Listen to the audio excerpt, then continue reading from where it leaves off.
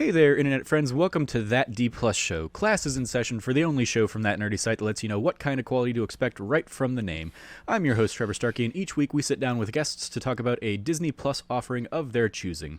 This show is made possible entirely by the support of our patrons over at patreon.com/thatnerdysite. So if you like the show and you can support us over there, we would definitely appreciate it, but if you can't, no big deal. The fact that you're listening is awesome, and of course, we would love it if you like, subscribe, rate, review, and share the podcast with your friends. For the next few weeks to I don't know how long this is going to go, but I've been very excited for this period in that D Plus show's history because Hamilton has just come out to Disney Plus, and it's a show that I hold near and dear to my heart, and a lot of other people hold near and dear. And this is for many people like Logan, who is joining me today. This is their first time actually getting to see that show, and so for the foreseeable future, I don't know how long it's going to go, but there's basically going to be a mini-series of Hamilton-centric D Plus show episodes here where I'm bringing on different people to just sit down and talk about Hamilton. So if Hamilton's not your jam, check back in the show in a few weeks, I guess. But for the foreseeable future, I've already got Logan's on for this one. I'm recording another one this afternoon with Cameron from that nerdy site. I've got one scheduled for later in the week with Mario Rivera. Jazz from that nerdy site is going to be on an episode. I might sit down with her. And that's a month. Tuesday, and that's a month right there. We might double up, and we might do episodes on like Fridays or something to kind of not make this like a full 2 months of Disney Plus, but because there are still so many other people I want to discuss. I haven't reached out to them yet, but I want to reach out to Alex O'Neill and Belinda Garcia from various corners of the internet. Ben Bellevue, still technically currently of that nerdy site, while he wraps up that Wannabe Film Class, is also super Hamilton diehard, so I want to try and get him on an episode and talk to him about the show. Going to be Hamilton-centric for a little while because this is a show I very much love and I love talking about with other people. So some of the rigmarole that is kind of standard in that D Plus show is probably going to be a little kind of copy-paste for the next few weeks, but I am, as an example, I was telling Logan beforehand, I've got a whole bunch of trivia pulled out, and I'm really only going to run through a couple nuggets of trivia each episode, so we can kind of spread that out across. But joining me today, as I've said here, is Logan Wilkinson. How you doing, Logan? I'm doing great. Yeah, it's the 4th of July weekend as we are recording this. It is literally the day after the 4th. It's been a fantastic weekend for me, so yeah, I'm very excited to talk about some Hamilton.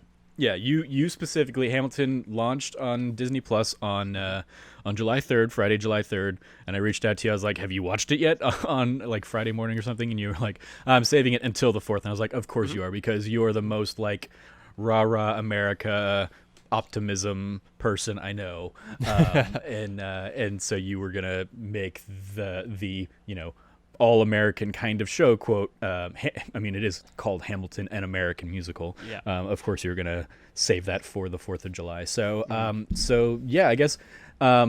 Normally I would toss it to you, Logan, as for why you picked this to discuss, but since I kind of picked it for you and it's just a mutual pick, I kind of wanted you to run through what is your history with Hamilton. Obviously, as I said, this is your first time seeing it properly, but you've listened to the music. Obviously, we've had many conversations about the show in general.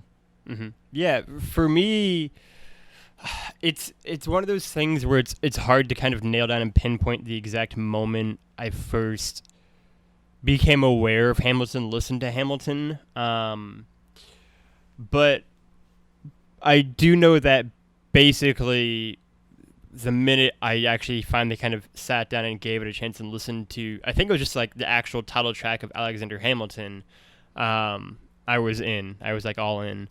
Hamilton was probably, almost certainly, I mean, it was my most listened to album of probably both 2016 and 2017. And if I had to guess, in the top 3 for 2018, top 5 for 2019, it is, before seeing it, it was already one of kind of my favorite pieces of art, period, of any medium. And so getting to see it kind of live, quote unquote, for the first time, which I did yesterday, was obviously something that I'd kind of had years of expectations on, right? Like years to build up to. And I'm sure we'll get into it later on, but one of the things I was most kind of blown away by watching Hamilton was how much it still exceeded those expectations, how much it still kind of managed to be everything I wanted and needed it to be, and more at the same time. Yeah, it is something I hold very much dear to my heart.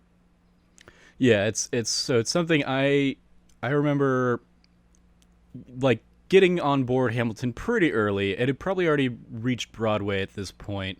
And I like because I had, obviously coming from a more intimate connection to the theater world, like all of my friends that still worked at Phoenix Theater and stuff at the time were like singing his praises and being like, "Oh my God, this is a crazy new show." And I had been a fan of In the Heights, Lin-Manuel Miranda's previous show, and really appreciated what he had done with kind of the musical form with that show. So like I knew going into it I was probably going to enjoy Hamilton, and so it was one of those things I kind of like kept putting off. And I don't remember when I finally actually sat down and listened to it myself. I remember specifically, like I can visualize like the office that I was sitting in when I would like when I had like it just playing the soundtrack playing on my phone while I worked away kind of thing. And it was like my first desk at my old job. So it was probably within my first year or two of working there. So that would have been 2016, sometime around there probably. And I remember like immediately becoming enamored by it, and then just listening to it on repeat for weeks, months kind of thing. I finally got to see it a couple years ago now. It came through Phoenix as part of our like producing house, ASU Gamage. It was they built it in as part of their season. So it wasn't like a lot of times, these big kinds of shows that it'll be like, hey, you're going to get 8 shows, but then this is going to be a special add-on thing. And they can, like sell tickets through the roof, especially for a show like Hamilton. Like Lion King and Wicked always come through as like, hey, we're going to run that for a month and they're going to be big single ticket. That's where like the companies are going to make the money. The fact that Gamage included it as part of their season meant that I bought myself a season tickets, totaling I think $400 or something, and Hamilton was just included that. So I got Hamilton and like 7 or 8 other shows, which was mind-blowing considering I had like looked into for like a kind of funny event. I was like, Hamilton was playing in San Francisco. Let me go and look and see if I can like sneak away from kind of funny festivities and stuff and just go see the show like on a Wednesday matinee. And like obstructed view seating was $400 a ticket for just that show. So I feel like I got it as a steal, seeing it as part of like a season of shows at Gamage. It was a good like strategy for them because they basically got to say, hey, we sold out our season tickets for the first time in their history. But yeah, so I got to see it, and I saw it twice when it came through town live. I'd also had a bootleg kind of copy of the show, like burned to a DVD and given to me and stuff. So I'd seen like a recorded from the balcony version of the show where you can clearly see the person is occasionally hiding their camera from somebody because you just kind of stop seeing the action on stage and stuff. But this was the first time obviously seeing it with like the original cast, and it was like I'm still as intimately as I know the show, I'm still seeing new things. I'm still finding new things from it because I was, even when I saw it live, I was seeing it from the mezzanine of Gamage, so I was like 200 feet from the stage probably or something like that. And so the version that you get on Disney Plus is obviously shot very close up. There are a lot of like just like right in the face of the performer shots. So you don't like that's a better seat in the house than you're ever gonna get seeing the show naturally. So yeah, there are still certain things I was seeing, or just like things that now that I've seen them multiple times or am seeing it, now just in the comfort of my own home, I can like examine and analyze and just get new meaning from and stuff. So that's been really cool. So yeah, that's my personal history with the show as well. A little bit of a history lesson. Of course, as I said earlier, this was originally released to Disney Plus here on July 3rd, 2020, other releases of the time, releases in quotes, I guess, you have Eurovision Song Contest, The Story of Fire Saga, which released on Netflix on June 26th recently. You have Irresistible, which was put out in theaters, I guess in whatever theaters are still actually putting out movies right now, and On Demand on June 26th, and that's the Jon Stewart-directed Steve Carell film. Yeah. And then My Spy was that's the Dave Bautista one that was put out on Amazon Prime on June 26th. So those are a couple of the other big like things that came out here in the last couple of weeks. Runtime of 2 hours and 40 minutes, and the way because this is a play, of course, they basically gave you like a 1 minute intermission. That if you need to take like a bathroom break or something, you can basically hit pause and stretch that out if you need. But the runtime of the production itself is 2 hours 40 minutes. And then in the Disney timeline of things, the last thing that came out live action from Disney was Artemis Fowl on June 12th. You can go listen to That D Plus episode where Cameron and I talk about that movie and its many shortcomings. And we're in kind of a weird, murky, unknown area in terms of what comes next in the live action timeline of Disney. What's currently slated as of July 5th when we're sitting down and talking about this is Mulan, which is currently scheduled for August 21st, but that has already been like bumped a couple times, I think, on the calendar. So it's entirely possible that continues to shift in the coming weeks and months. So who knows when we're going to actually be going back to movie theaters. I know movie theaters are going to be trying to open up here in the coming weeks, but as we haven't even really hit the second wave of COVID stuff yet, I don't imagine that's going to go over too well. As for the who's who of the film, you have the director Thomas Kail. He directed the stage production as well, and he has previously done Grease Live, which was the like TV movie special of Grease back in 2016, and then he also did a few episodes of the TV series Fosse Verdon, which I've heard nothing but good things about, but have not actually watched myself. In terms of the writers of Hamilton, you have, of course, Lin-Manuel Miranda, who wrote the book for the show. He has previously also written music for The Force Awakens, Moana, and The Rise of Skywalker. And then he will eventually, when it comes to theaters, will be the writer of the film In the Heights, which, as I said, he also did the original musical. That was kind of his breakout hit. His pre-Hamilton breakout hit was In the Heights. And then the book that the musical was based on, Alexander Hamilton by Ron Chernow. Ron Chernow has also written Titan, The Life of John D. Rockefeller, Washington, A Life, and Grant, about Ulysses S. Grant. Fun. Very, very historian kind of writer there. Fun Hamilton fun fact for the episode here. I had actually, I guess I should have said this in the introduction too, I'd actually read the book the play is based on years before the play ever came out, right? Like I had read the book back in probably like 2008 or 9, whatever it might have been, at the time, because that's who I was as a 16-year-old. And so I had already had that kind of familiar knowledge with Ron Chernow's work. I've also read Washington in Life by Ron Chernow, and have Grant on my kind of list to do. He's a very, very, very good writer. And very good history. Yeah, in all the interviews and stuff I've seen of him talking about Hamilton, he seems to be very like fun and engaging, and it is like he's certainly what one of the trivia things that is actually it's not one I was going to pull in for the series, but it's actually weirdly the like most upvoted trivia on IMDb currently. Just talks about Ron Chernow, who wrote the Hamilton biography that inspired Lin-Manuel Miranda in the first place, was initially skeptical about making a musical from Hamilton's life, but changed his mind after his first meeting with Miranda, who stressed that he wanted Hamilton to be taken seriously by historians and asked Chernow to help him develop the script. Chernow said his skepticism melted the moment he heard Miranda's first song and was completely on board afterwards. He's supposedly seen the show dozens of times, always as a paying customer. So shout out to Ron Chernow, who... Yeah.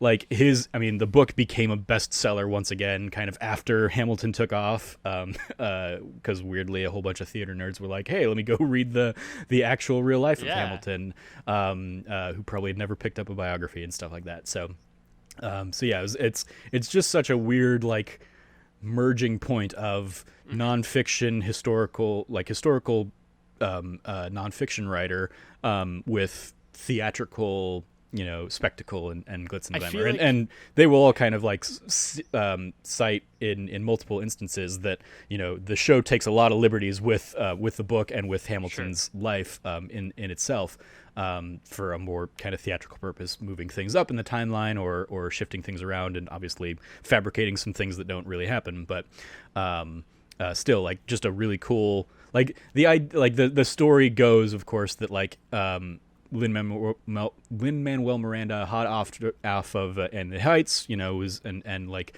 winning awards and everything for it, was basically like on vacation and found this book and decided to sit down and read it, and like became enamored with the character of Alexander Hamilton and started kind of creating the show from that. And originally it wasn't a show; it was originally going to be like a mixtape concept album, which we'll touch on a little bit later. Yes, we will.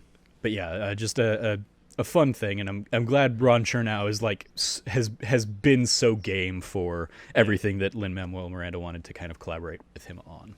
I feel like the best comparison for like Ron Chernow and nerds getting into like historical fiction or biography is for whenever Steven Spielberg and Daniel Day-Lewis's film Lincoln came out, right, which is based off Doris Kearns' Goodwin book, Team of Rivals. And again, it was just kind of this, in her case, like small, like 70-year-old historian being brought in front of like all these cameras, and her just being super, like, she's like the coolest person you're ever gonna meet in your life. She's super fun, and her just being like totally game for it too. And again, another like Oscar-winning film. It's cool to see people kind of be like totally just chill on game for like those kind of things. Yeah, there's another trivia note in the IMDb talking about how Hamilton, or Miranda, before he kind of landed on Hamilton, was looking at maybe doing a musical about Lincoln, based off of Doris Kearns Goodwin's book. But then the films kind of went into pre-production. He was like, okay, well, I'm not gonna tread that same ground. So went into pre-production and became an Oscar-winning film. It's like, all right, I'll just take an easier target then, I guess. yeah. Let's just go for this Hamilton guy who I was talking with Cameron over the weekend. Obviously he knew more about Hamilton just like you did, because you guys are history nerds and stuff like that. But like I joke that for the 99% of people, their biggest reference outside of the $10 bill, which even there they don't probably recognize or realize that who Alexander Hamilton is on the $10 bill, because the $10 bill is a significantly like less used form of currency compared to 20s and 5s and stuff, but also the other like touch point that people had was that the famous Got Milk commercial, where the trivia is like, who shot which vice president shot Alexander Hamilton, and the guy's like got a cookie in his mouth and he's trying to spit out Aaron Burr, but he doesn't have anything to wash down the cookie. So yeah, that, like, those being the main touch points that people had to Hamilton. I certainly didn't know nearly anything about Hamilton's life prior to experiencing this show. So it's cool that kind of some of the points of the show get across as a result of that. Like the idea of like he was kind of a forgotten founding father in many ways, as we knew, and in all the history books and stuff we had growing up, we had so many other of the figures in this show highlighted and celebrated, and Hamilton was, if there at all, he was an afterthought, or he was that little footnote of like, oh, and also he died in a duel with our vice president.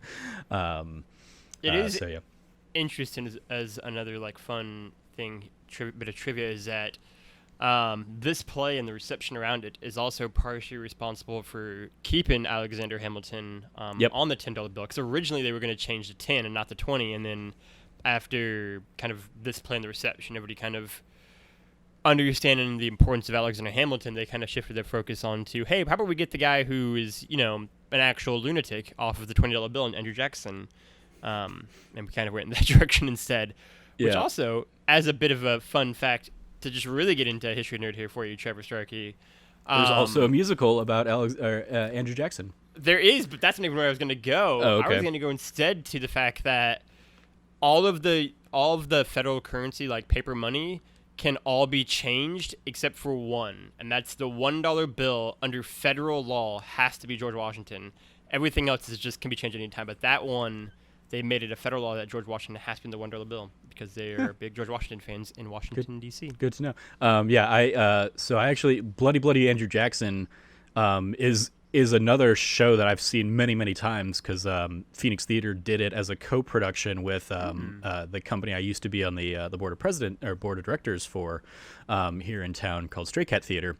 They did it as a collaboration, and I want to say I saw Bloody Andrew Jackson like 6 times at that when it was being produced. It's a very much like, in your face rock show about populism and celebrating Andrew Jackson, which I think would. And I think I've tweeted. I know I've tweeted this out because I was going through like old tweets looking for something recently, and I think Bloody Andrew Jackson would absolutely find like a new life in the post-Trump era and the post-Trump / post-Hamilton era, because it predates obviously both of those things, and it was very largely like a flop on Broadway, just because I don't think like audiences were ready for like a musical take on history kind of thing that wasn't 1776 or something like that. So it's another show that I think this Hamilton has also opened other people's eyes up to, just as an aside there.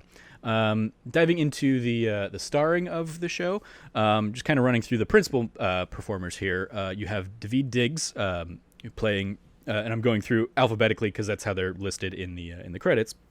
Daveed Diggs, who plays the Marquis de Lafayette, as well as Thomas Jefferson, was the writer and star of Blindspotting. He's also in the Snowpiercer TV series, and will be whenever these actually start coming out, will be in the upcoming Pixar film Soul, as well as he is slated to play Sebastian in the live-action Little Mermaid remake. And Daveed Diggs is just phenomenal talent in this film / show. Renee Elise Goldsberry plays Angelica Schuyler. She was this caught my eye because I didn't realize it, or I didn't put 2 and 2 together. She was Mimi in 2008's Rent, filmed live on Broadway, which is like, as I'm even thinking about that, like I saw Rent on Broadway in 2010, and I'm very curious if I go over to the playbill that I have framed, if I would see her name in it, if she was in the show for that long or that period of time, or was still doing it at the time. But yeah, she was Rent in a filmed version of, or she was Mimi in a filmed version of Rent, and then she's also been on the TV series Altered Carbon. Jonathan Groff playing King George. We've talked about many times here on the show because he is in the Frozen series, of course. And prior to that, he had been in Spring Awakening on Broadway. He was also on the TV show Glee as a result of kind of his Spring Awakening fame. And then he's also slated to be in The Matrix 4 whenever that comes out. Christopher Jackson, playing George Washington, was the singing voice of Chief Tui, Moana's father in Moana. And then he's also been on the TV series Bull on CBS, I believe. Jasmine Cephas Jones plays Peggy Schuyler and Mariah Reynolds. She was also in Blindspotting, and she had kind of a small, like, very minor background part in Marriage Story. She's one of the actors alongside, like, Wallace Shawn in the stage play that... not Kylo Ren, Adam Driver's character directs on Broadway, kind of thing. Lin-Manuel Miranda, of course, playing Alexander Hamilton.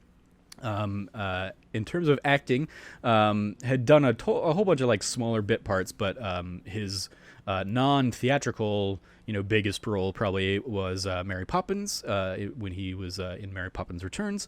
He's also one of the Brooklyn Nine-Nine 5 or 6 or something, whatever. Like one of the people when Brooklyn Nine-Nine got canceled, he was like one of the celebrities that immediately was like, uncancel or renew or save Brooklyn Nine-Nine. It was like him and Sean Astin and Seth Meyers and a few other people. And Mark Hamill even was one of them that came out and was like, please save the show.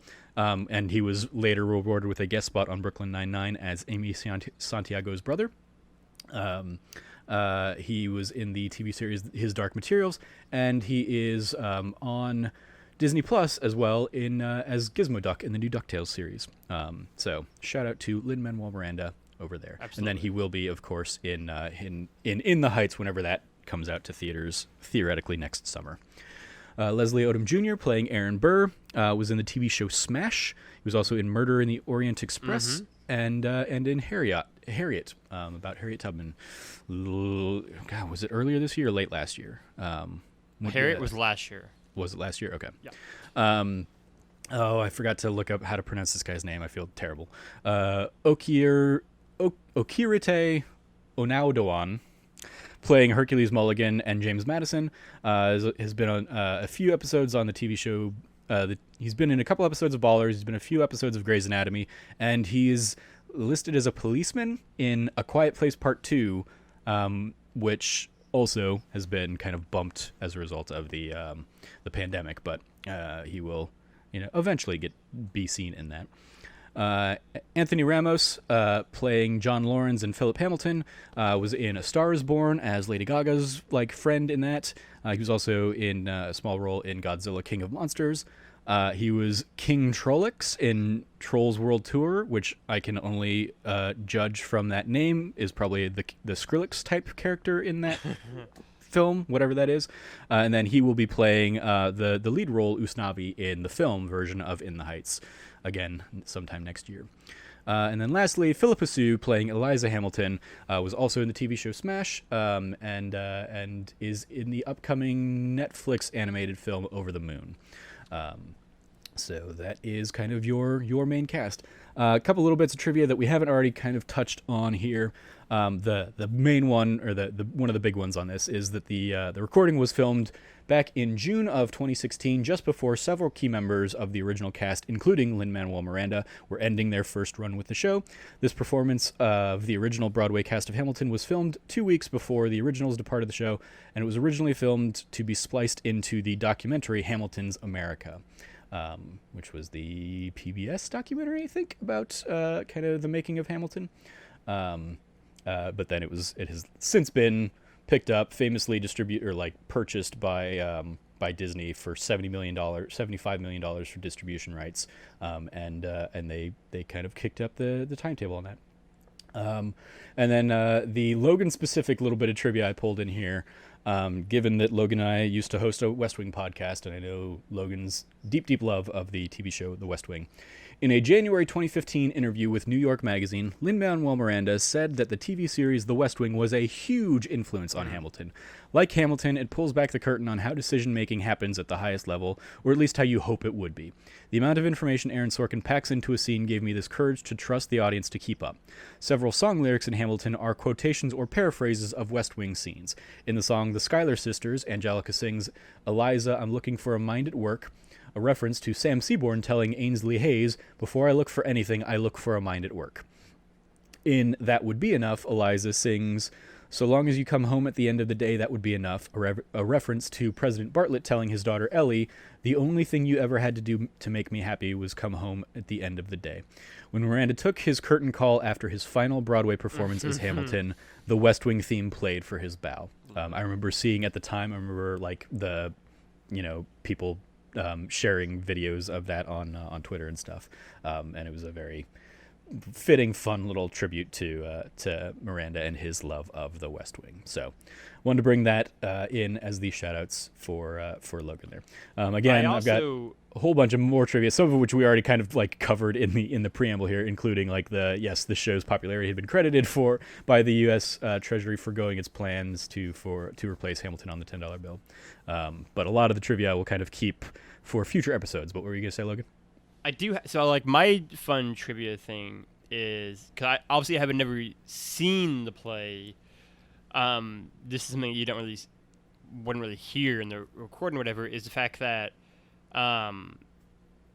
James Madison throughout the play is coughing and just seems not well. Just seems kind of unwell. Just seems kind of sick, and that's because, in real life, James Madison was an incredibly sick person, just constantly his entire life, weighed 110 pounds, was just constantly really ill. And so that was one of those small details when I saw it with Schraub yesterday.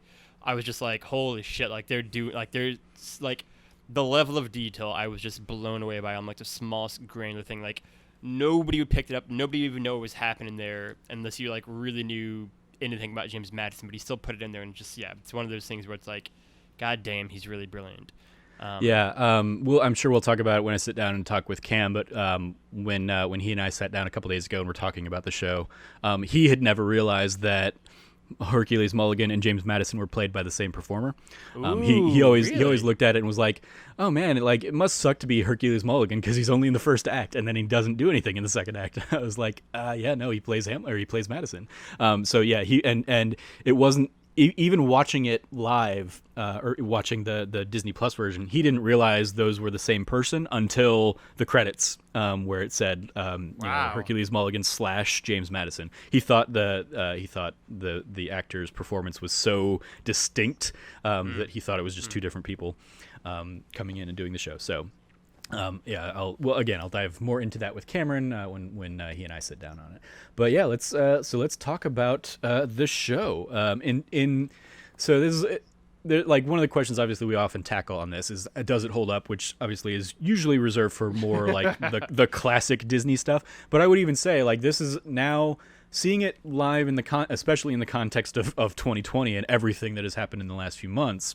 Does this show hold up compared to the 2015, 2016 when it was originally kind of making waves off Broadway and then on Broadway? So how do you and there are a million think pieces out there right now about what does Hamilton say about society in 2020 and all that kind of stuff. And so I kind of want to throw it to you, Logan. What do you think about Hamilton holding up? Yeah, I think it's one for me of in the most too long didn't read way. Yeah, I think it very much holds up. And part of me thinks that a lot, because I've read a lot of these articles too, and they kind of talk about how like Hamilton is kind of the ultimate expression of like Obama era art. And I think there's a lot of weight to that. And I think that that's really powerful in 2016, 2015.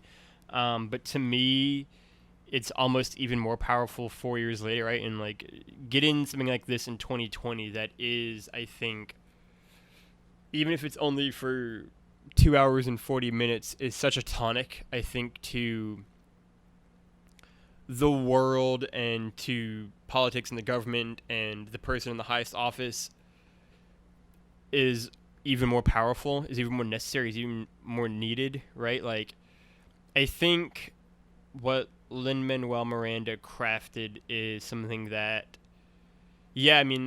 for starters, the West Wing influence immediately makes sense, right? Like, this is a story that ultimately is optimistic, right, and hopeful. And it is this broad, sweeping, multicultural kind of ode to, I think, kind of the best of us and what we can be.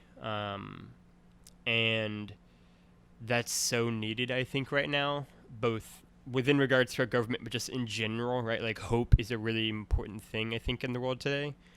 And I think it's really funny to me where the small things this show does, right? Where, like, these people, and I also urge everybody that's listening, if you haven't, to watch the PBS documentary about Hamilton as well, because it's really brilliant. It goes into a lot of these themes even more, where these people and these figures that Hamilton is kind of tackling and focusing on are not perfect individuals, as none of us are. And I think that one of the most important things it does for me is, I think the founding fathers, and really George Washington in particular, are people who it is almost impossible to understand as actual human beings, right? Like, the founding fathers have been put on such a pedestal, have been kind of encased in so much marble that they almost just seem like these kind of statues who just came into the world fully formed without any doubts and did their thing. And again, I think it's even more true of Washington, right? Like, I think it's very hard for people of our kind of age and generation to understand who George Washington was, right? Like, he's such a myth at this point that I think something like Hamilton is super important in kind of cracking some of the marble off of them and showing that these are real people and that they're flawed and they have their own fears and worries and concerns and hopes and dreams, and failings and success, right? Like, one of my single favorite moments of the entire play is history has its eye on you, which of course it would be for me, but no, because it is one that is in a large part all about Washington's kind of failings up to that point, right? Like, it begins with like one of the most catastrophic moments of his entire career, and it happened right at the beginning, right, when he kind of led his men into a massacre when he was 22 years old, and how history's from this point onwards, he's saying to Hamilton, but also kind of to himself, like, from that moment onwards, history has its eye on me, right? And like, you're being graded on an incredibly, almost impossible curve. And every scope, every mistake is magnified. Every success is, I think, looked at and examined 18 different ways. And the pressure of that, the expectation of that, I think the weight of that in a lot of ways, right? Like, I am obviously none of us are George Washington, but I can imagine few people in American history had such a weight on them at all times, certainly for the last quarter century of his life, right? And George Washington is someone who I personally think is like one of the most complicatedly fascinating men in history, because he is so deeply flawed, but also so fundamental to kind of the American story and American mythology.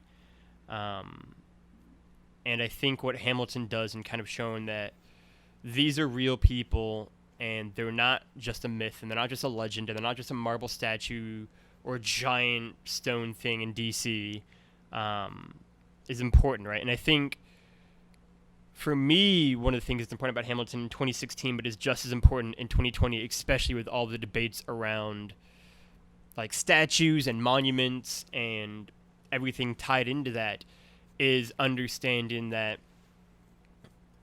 these are real men and real women, and that carries necessary baggage and weight and complications and complexities with them, right? Like, I think somebody can look at George Washington and have 8 different opinions on him, or Thomas Jefferson, or James Madison, or Hamilton, clearly, as the play is shown, and all can be justified and all can be right. And I think that what Hamilton I've always viewed as being really important is because I think Hamilton to me is the most perfect example of what I've always said, is that history is ultimately stories, right? Like, I think history is one of the most important subjects in school. It's my personal favorite, obviously, but I also think it is the single worst taught subject in school. And I think that the thing about history at its most fundamental and basic is that it is about stories. It is about these relationships. It is about people. And I think Hamilton tells you a story and certainly leaves me wanting to know more. And I think the sales of Ron Chernow's book has kind of made it evident that it makes lots of people want to know more, right? And the fact that there are like 18 other historical plays kind of like in the pipelines, I'm sure, ready to hit Broadway soon, make that clear that it makes people want to learn more, right? It makes people more curious. And I think wanting to know more about who these men and women were at such an important point in time in American history, I only think is a good thing, right? Like, I think it only leads to better conversations and better thoughts and better ways to teach people going forward, and I think just allows us to be more informed, right? Like, these, I think, are people and stories that matter. I think that very few people, and I think it's partially kind of the brilliance of Hamilton, is that very few of the people in this play are clear-cut heroes or villains. Literally going right down to the guy who you would think would be the most obvious villain in Aaron Burr being way more complex and way more tricky to nail down than that. And it's also kind of maybe saying that history itself isn't necessarily full of heroes and villains, but just way more gray and way more ambiguity than that. And yeah, I think it very much holds up. I think it's even more important now than it was 4 years ago, especially, like I said, in the kind of the current debates happening, and Black Lives Matter movement, and just kind of state of American politics and the presidency. to have these conversations, to be told these stories, to see who these people were, and also just to kind of be given a vision of hope and optimism about America and what we can be, even if we're not there yet. Yeah, I want to. I pulled up a tweet that was making the rounds that I retweeted the other day from @ScaryFem. Basically said Alexander Hamilton was complicit in American slavery, and Hamilton the musical is a once in a lifetime piece of art. Are very worthy. Quote, Alexander Hamilton was complicit in American slavery, unquote, and, quote, Hamilton the musical is a once-in-a-lifetime piece of art very worthy of praise that gave tremendous opportunity to artists of color, specifically black artists, unquote, are two statements that can and should coexist.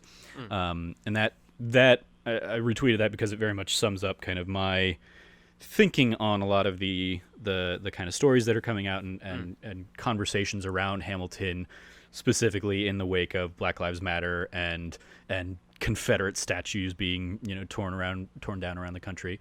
Like, this show absolutely tells history in a more realistic sense than a fucking statue does. This is more. This show itself has more historical context and more historical relevance than any statue does. We're not going to learn any kind of history from seeing somebody's statue, put outside of that's their name. Okay, now we have to do extra work to figure out who they are, what they did, and all that stuff. This show, while it does take some liberties, still tells you some very key historical points to a lot of these characters, and the dichotomy of that. These characters are flawed people, and the show, well, it doesn't have the time in 2 hours and 40 minutes to get into everything. And I was talking with one of my friends recently. Very famously, there is a cut from the show Third Cabinet Battle that you can listen to on the Hamilton mixtape, which is kind of another album of remixes and cut tracks from the show. But Cabinet Battle 3 very much goes into a debate between Jefferson and Hamilton about slavery and what does the country do with slavery. How can they? It is like America's founding sin, basically America's original sin, and they. For the pacing of the show and for the story they were trying to tell, it just didn't fit in there. And there are some people that look at that and talk about the show as brushing aside the fact that all of these founders are slaveholders. And I'm like, not all of them, but it brushes aside Washington and Jefferson's legacy as slaveholders and stuff. And I specifically don't think it washes their hands of that. I think it does call attention to that they had all these important conversations, but were also flawed. And in Cabinet Battle 1, there is much mention made of Jefferson talking about Virginia's debts are paid, and Hamilton retorts with because you don't pay for labor. It's a known thing, and it was a known thing at the time. And they wrestled with the dichotomy there, and the idea that 3/5 a person kind of thing, all that is absolutely not forgotten about within the context of this show. It's just they don't have time to go into every iteration, every instance of the flaws of these men in a 2.5 hour play. That's the kind of thing you would see in a mini series about all these characters. I think for me too, Cabinet Battle number 3, part of the reason why I think it isn't included in the play as well is that, like in real life, it ends very inconclusively, right? They don't have an answer to how they can kind of reconcile with everything else, and so it just kind of ends, and so it doesn't really work in the structure of that. And I think, for me too, you touched on it really well in the fact that this wasn't something that they didn't all understand in the moment. They were all aware of these contradictions at the time. They just didn't. They couldn't bring themselves to do the obvious thing, the humane thing, which was just to free all of the slaves. They couldn't. And it's obvious this. In hindsight. It's obvious to us 240 years later. which it wasn't obvious then in a class system built upon that. Like it's really hard to see the forest through the trees kind of thing. It's interesting too because the founding father who is not in this play, slightly conspicuous even though he's named dropped a few times, is one of the ones who was like the most anti-slavery, which is John Adams, right? Who never owned a slave, who is just kind of against it his entire life. His son obviously kind of famously defended the crew in the Amistad case, and he's not in this play at all. But this play is centered around basically a bunch of Virginians and Alexander Hamilton. And so it's interesting. I mean, this was, I think it's one for me where we can't, I don't think, understand the depth of how much this issue like stalked America for the first 75, 80 years of its life in terms of just every single day it threatened to rip the country apart, right? Like the country almost didn't exist, right? Like they were both at the Declaration of Independence, right? Thomas Jefferson had a whole section denouncing slavery that got kind of ripped out of the Declaration. At the Constitutional Convention, it was a whole thing. Like the agreement to come to kind of the heinous 3/5 compromise for enslaved people was something that, if not had, probably would have single-handedly derailed the entire Constitutional Convention. And I mean, maybe there is no American government at that point, and it just completely dissolves and splits apart into kind of a North and a South.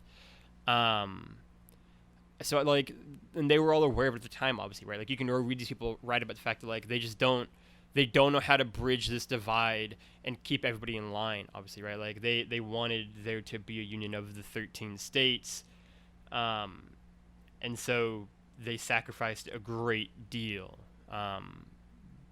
and I don't think Hamilton the play cleanses itself of that at all. I think it's very much aware of that and kind of this contradiction. There's a moment that I had never heard before, actually, that I'd never seen before because it's not in the soundtrack, which is them discussing John Lawrence's death, which I had never actually heard before. I'd never seen that happen. I didn't know that happened to play.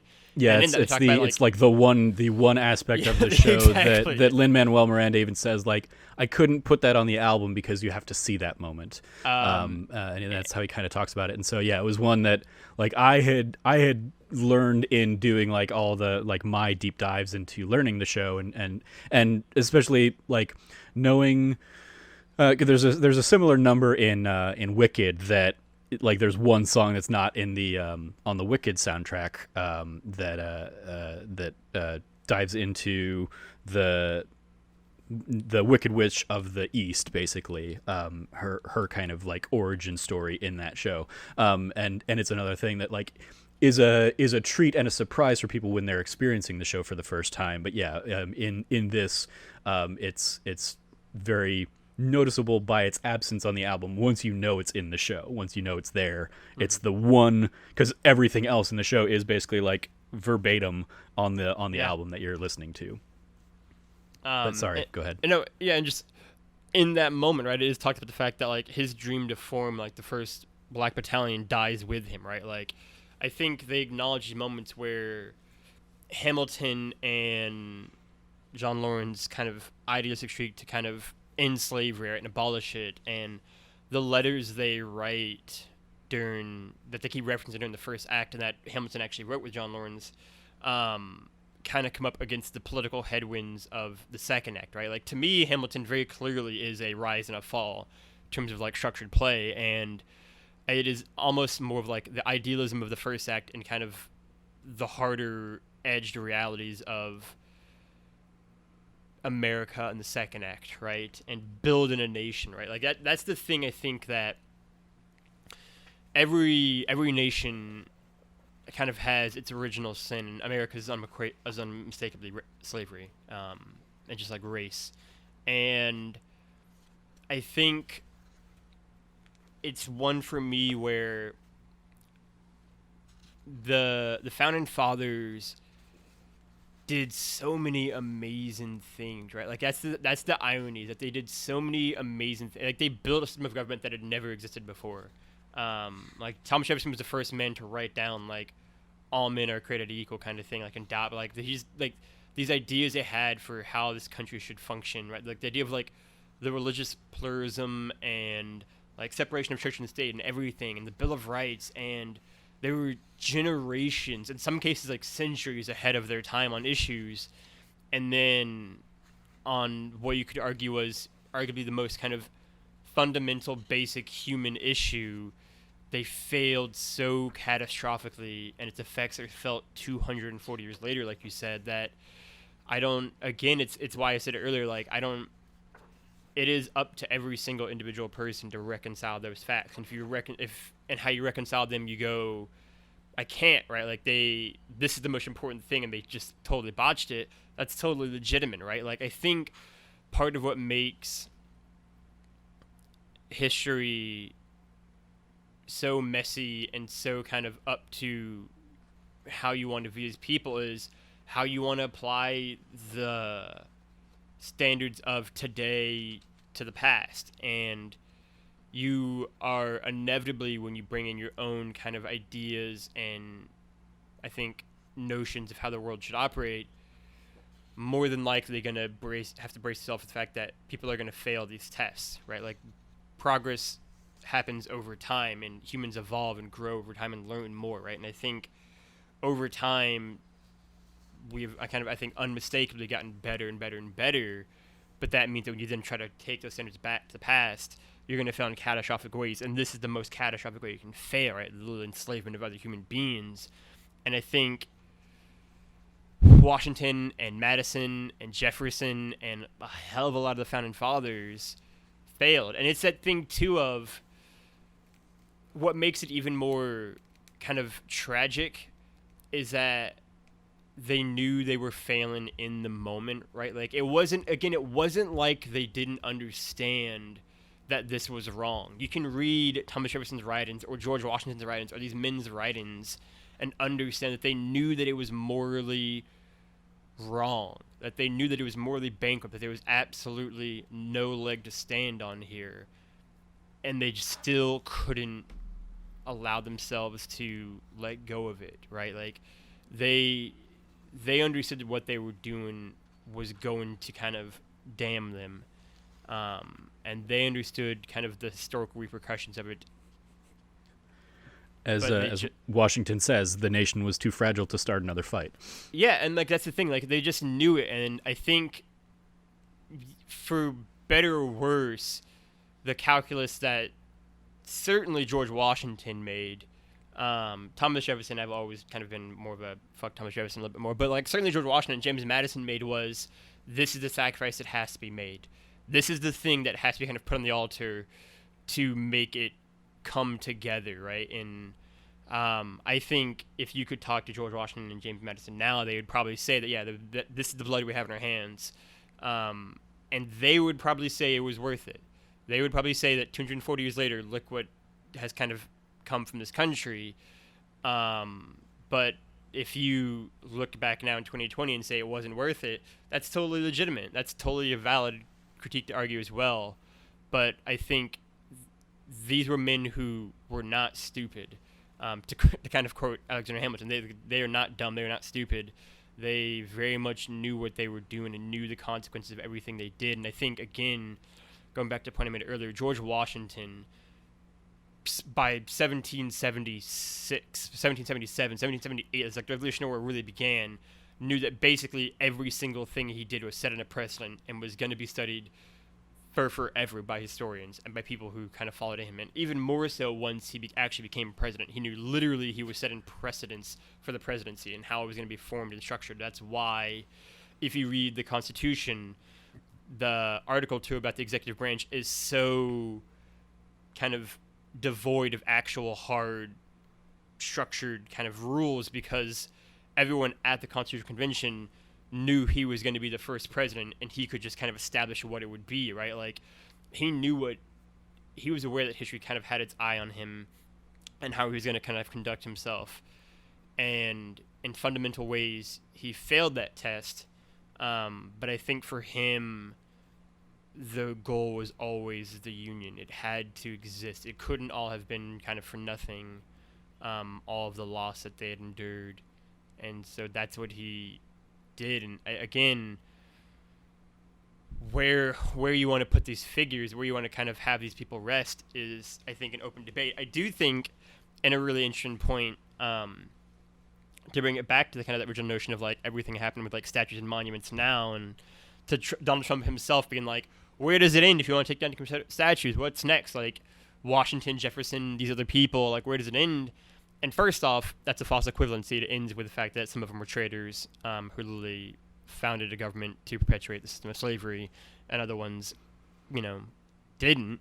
But aside from that, I think it ends with an actual historical reckoning with these men and their actions and their deeds and the complexities of that, right? And not having this be a Bioshock Infinite thing where these men are gods who are infallible, right? Like that's not how history is. These people are people. They're just that. They're flawed. And I think recognizing that and recognizing Hamilton, I think weirdly enough, gets, no one is going to kind of leave the play Hamilton being like, Alexander Hamilton's perfect, right? Like it can kind of reckon with his flaws in a more direct way because it is a story about him.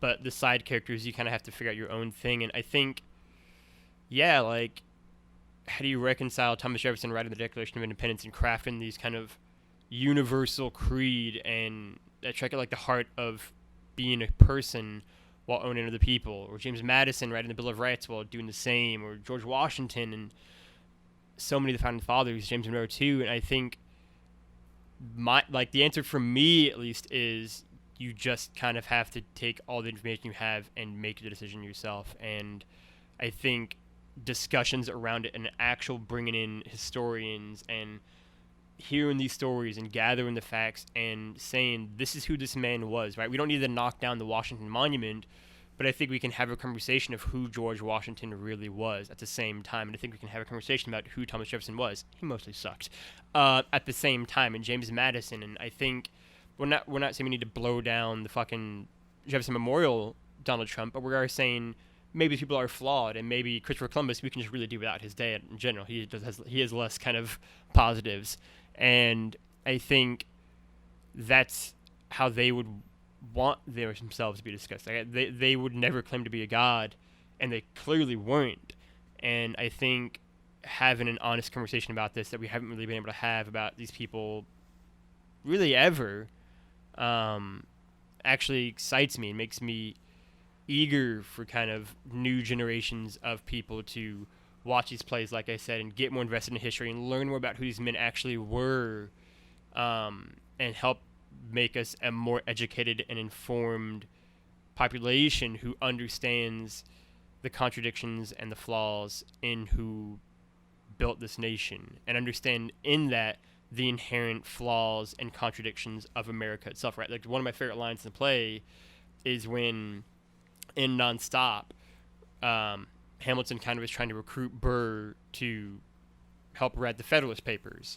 Mm-hmm. And in that, like, he's like, my client is the U.S. Constitution. And he goes like, it's full of contradictions. So is independence, right? Like the inherent kind of idea that this is all just kind of a contradiction upon itself, and the negatives or the positives, and just weighing them out and praying and hoping that what you're doing is going to end up more positive than negative. I think I'm much more excited and eager and in a lot of ways encouraged that that's the course that history has taken and the conversation around these people has taken. And I think Hamilton did play a big part in that. And so, I mean, that's how I'd kind of reconcile it with all of the larger discussion. Yeah, I think with any kind of historical, like, evaluation, we have to break down the notion that history is told by the winners. So the last 240 years of American history has largely been told by the white men in power kind of thing, at the often subjugation of kind of everyone minorities, else. people of color, everybody else, women, yeah. And and the analog is all like go back 2,000 years, and you've got like the story of Christ and all that stuff, and the deification that has happened with 2,000 years of the Bible, kind of, and not even 2,000 years, 1,700 years of the Bible being whenever was it not Constantine? I don't know, like when it was like formalized in 300 AD or something like that. But like so many people, we're so focused on the here and now that anything older than 40, 50 years ago becomes like, oh, that's so far back, such a different time, that kind of stuff. And the more cemented that stuff becomes in the mindscape and the general kind of conversation, such that like it becomes harder to break down those walls and break down and reevaluate, reanalyze, assess. And so I think, Hamilton, I think, does open up the opportunity for the country. And I do think we see this like at a time where we have the ability to do this more than ever before. We can go back and kind of review and re-understand and try and provide a more clear picture, as opposed to the picture that McGraw-Hill books basically painted for generations of children in education, kind of thing.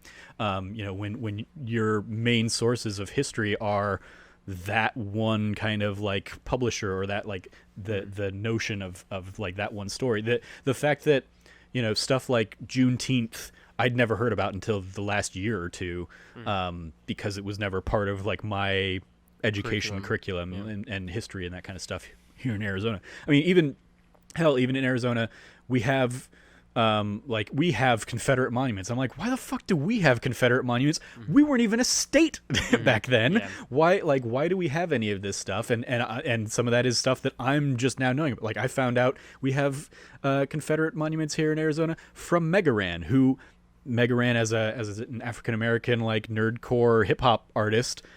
He was probably a little bit more exposed to like that kind of hate and stuff, whereas that just kind of like the racist past of Arizona I know of is like Barry Goldwater and a whole bunch of like shit that happened, in the early territorial / early statehood days between a lot of kind of the American Mexican kind of relations and stuff like that. I don't think of Arizona as having ties to the Civil War, because why would we have? We weren't a country, or we weren't part of the country until 1912. So like all that stuff just blows my mind sometimes, and so much of it is like, I just was never exposed to that. Like I often think about the fact that none of my history classes in elementary school, middle school, high school, even I don't even remember if I took any history classes in college, in any like general American history, but we never made it past Vietnam. Like that was where every like consistently every year, like that was where the year ran out. Oh, we ran out of time. We don't have time for more. That's history. Where history ended. That's why, Trevor. That's where history ended. Yeah. And even that was like, a sentence or two about Vietnam or something. It was like history very much was prioritized on like this era effectively, but it was so much more focused on the triumphs of quote unquote triumphs of American history that like I think back on it, I'm like it takes me being an adult and hearing other perspectives and hearing somebody say like McGraw-Hill has probably done more to like perpetuate some white supremacy notions and stuff than I think any of us realize. Like, oh yeah, no, that's probably actually very true, because like that was the one source of information we had, especially in a pre-internet era when I was growing up. We didn't have like, we had that, and then we had like Encarta CDs that we had to go and do like encyclopedia stuff. Like, we didn't have all sorts of other potential resources to go and find in a way that like people now do, because there are historians that are trying to dig deeper and trying to dig past kind of our conscious and unconscious biases that the 240 years of this country have kind of have provided with so far. So I would say the final point for me too is kind of touch on what Trevor just said. Is the fact that there are more books written about Abraham Lincoln than every other president combined. Like he is someone who history has continuously kind of kept its focus on and kept kind of re-examining and reinterpreting for a new generation. Right, like one of my favorite quotes about Lincoln, of which I have many, don't worry, is the fact that every generation kind of has to reconcile itself with Lincoln anew. They have to kind of have to deal with who he is and his legacy and his impact, the positive kind of role he played in America, again, and kind of for its new generation to kind of learn his ideals. We don't do that for a lot of other historical figures. We do it for almost no other historical figures, right, other than Lincoln. Maybe like Dr. King now is going to be becoming something like that, but he's still so recent, right? And I think if Hamilton does nothing else but stir more writing and more research and more history and more discussions about Washington and Madison and Jefferson and Hamilton and Burr and Adams and these men who played such an important role, and it feels like had their story told, and then we've just been telling the same story again and again and again and have been updating it for a new generation, haven't been kind of getting more books and research and data. Like there are surprisingly, shockingly few books about George Washington, which seems astonishing to say about a man who is literally dubbed the father of our country, but there aren't that many, or that many about Adams, or God forbid Hamilton or Burr or Madison or Jefferson. These men don't actually have that many novels, like historical novels about them, and I think I would love to be in a world where we can have these kind of discussions and we can have these men confronted by a new generation and kind of discover more about them and kind of reconcile ourselves to them anew with each generation, like we do for a Lincoln or a King or these other kind of people. And hopefully if Hamilton does nothing else, it does that and allows these discussions to happen more in these kind of historical conversations and books to kind of only spike and increase from this point onwards. Yeah.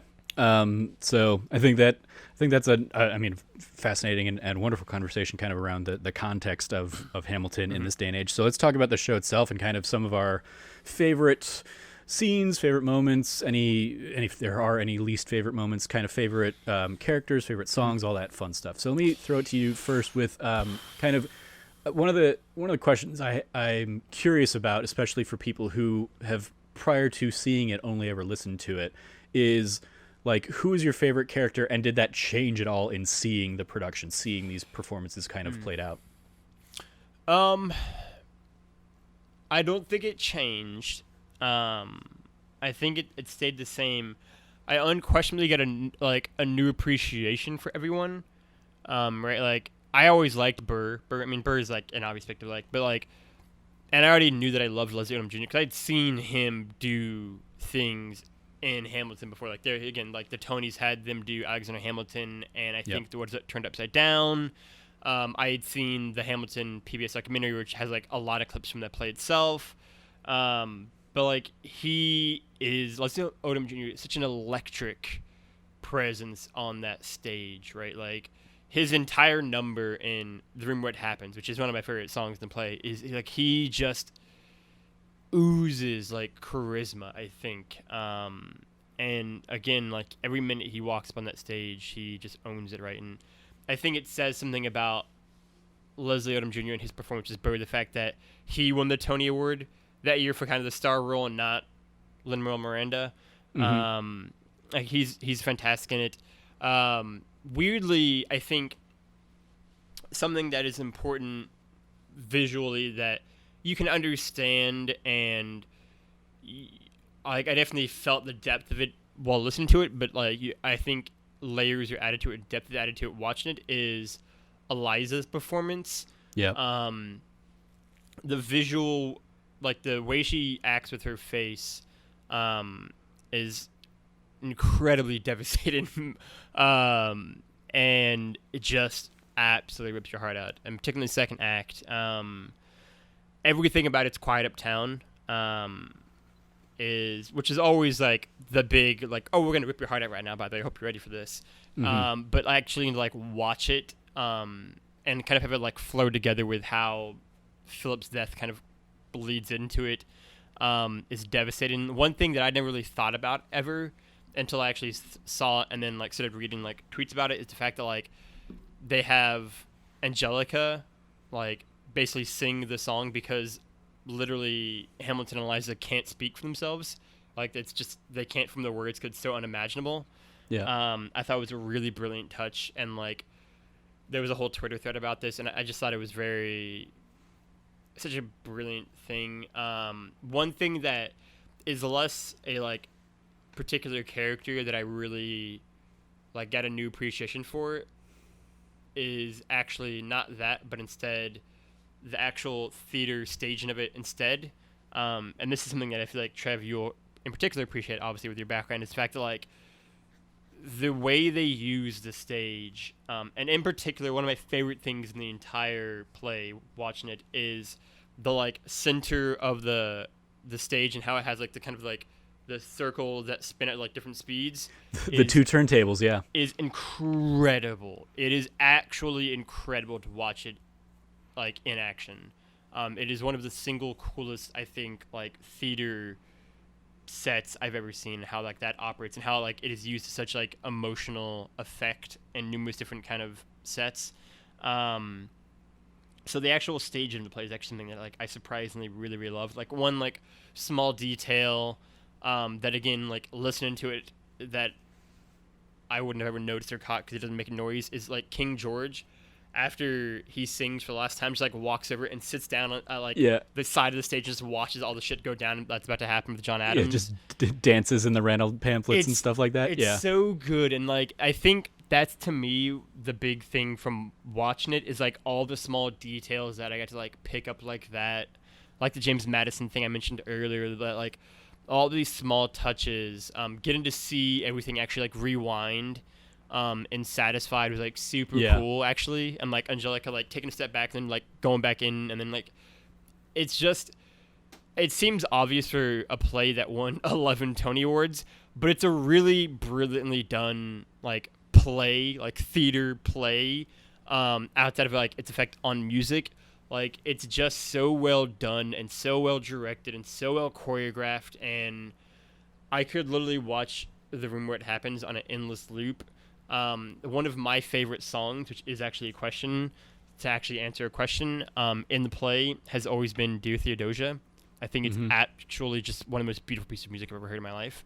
And that is one where like I've never actually seen how that was framed. Like it wasn't one of the ones they showed in the Hamilton PBS documentary or anything, or like never saw any clips about it. And so seeing like the way it's like lit with Burr and Hamilton kind of like cut in the middle, like lit differently. I loved everything about it. I thought it was just brilliantly done, as like a just like framed shot thing. Same with Nonstop, which are arguably my two favorite songs to play. Arguably Dear Theodosia and Nonstop, like happened back to back, and back to back with Lawrence dying in between. Now that you know that happens, exactly right. Yeah, it brings it down a little bit. But it's just the play is such a good play, which again seems really dumb to say, but like I knew it, but like didn't know it like this, and like it's all the small details, all the like the way everything's framed and done, like the back and forth, as like before the King makes his appearance between like him and the other guy, Daniel Seasbury, I think, and Samuel Seabury, and like their like whole thing, and like him like getting on the soapbox with him is like such a funny and like awesome touch, and the one of my favorite things too that Shrav actually caught was, like Hamilton getting like egged on by like Lafayette and his friends to go like talk about him, and then like Burr stopping him and like pushing him back, and then Lafayette pushing him back forward again, with like just really kind of funny like slapstick, more physical comedy stuff that again you could like blink and miss, but it's such a like I think adds so much to it. Like it's all just so brilliantly done that I think my favorite thing about watching it is just all of the depth that is added to all of the characters. And so that's how I would answer the question without really answering the question. Yeah, it's fascinating because like I was talking to again Cam the other day, and it's amazing that as like I've seen the show live, I've seen like the bootleg version of it and I've listened to it for years and years and years, and this like the last image of the show like watching it on Disney Plus for the first time, I was like, oh, I have a whole new like interpretation of what that is, and contextualization and stuff. And it's Eliza after Who Lives, Who Dies, Who Tells Your Story, after she kind of like tells all the things that she's done for Hamilton, and everybody in that era kind of thing. It's for me, and I don't like it's one of those things like I love theater because so much of it can still be up for interpretation and can still be like discussed and stuff like this. And for me, watching it now, she ends the moment on like the song finishes, and she has this like she stares kind of at the rafters and has this like overwhelming emotional gasp. Yeah. And for me, it's a meta moment of the character seeing her husband finally celebrated, in a like he was the forgotten every other founding father story gets told, and she did all these things, but he still got forgotten. And it's her being overwhelmed by the emotion of this celebratory look at his life and the complexities of the man and whatnot. And again, I don't know if that's like the actual intent of what's going on there, but that's what I take away from it now. See, that's really is she sees that and she's like just so overwhelmed that's all she can do in that moment. See, I love now you're gonna get me on a I love theater too, because I actually had a different interpretation of that. So for me, it was one of like watching the play just as much as listening to it. And then get into that moment where, again, like her and Hamilton kind of meet and they walk together, and then he kind of like pushes her in front, and they have like one last thing of like, who tells your story kind of thing. It was like this weird moment of like, shit, like this is actually like Eliza's story and not Hamilton, and it's her gasping because she really like it's her story being told, right? Because she had like erased herself from the narrative earlier in the play and like burned, and then it's like her work is finally being shown off, like, and it's like a meta moment of again, but it's like her seeing it as like her story is finally told too, just as much as it is Hamilton's story. And so it's her like gasping at that just as much as it is like for her gasping at like Alexander's story is finally told. Yeah, I mean, so actually even like that, for her like, personal thing, yeah. Yeah, I mean, even that's a fascinating interpretation, because really up until that number, it's Aaron Burr's story. Like he's the narrator. He's the one telling, kind of narrating the story. We very rarely get other POV characters through the show. You have he hands it off to Hamilton to tell the know what he needs, or no one, not nobody needs to know, whatever that one is. Tell me how to say no, or what say no to this. Yeah. He hands it off to Hamilton to tell the story of Mariah Reynolds kind of thing. But and then at the end there you have Eliza coming in and putting herself back in the narrative. But for so much of the rest of that story, it is Burr kind of telling the history of Hamilton through his own lens, as well as the general kind of lens. But he's very much kind of your primary point of view character. So so even that, like, it's fascinating to think about, like, whose story is it? Is it Burr's story? Is it Hamilton's story? Is it Eliza's story? I think is a fun conversation to have. And I think one of the things I love, so another like recommended reading that I will recommend to anybody, and I'll reference it, I'm sure, in many of these episodes, is Hamilton the Revolution, which is basically the behind the scenes book that Lin-Manuel Miranda wrote with Jeremy McCarter. And in there, I think they also touch on this in the PBS documentary. They talk about Eliza really being like the one good and true and pure character in this story. Like she is not like she has no flaws really presented in this, whereas everybody else kind of, you see moments of weakness or moments of kind of failings and stuff.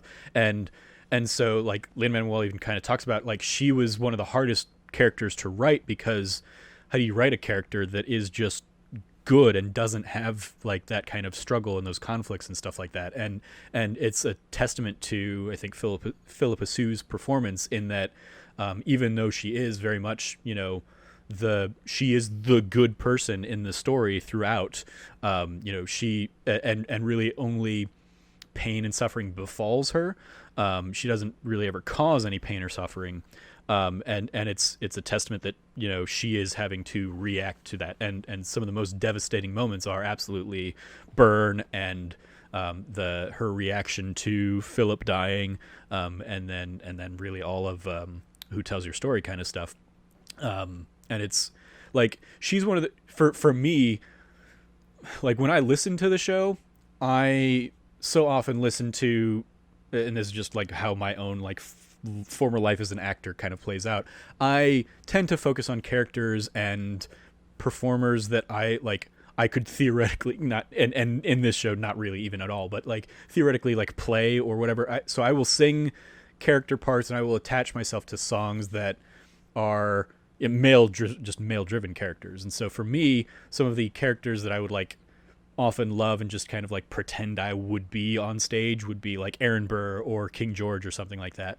And I often, as a result, too often end up kind of skipping past a lot of Eliza's songs in the show.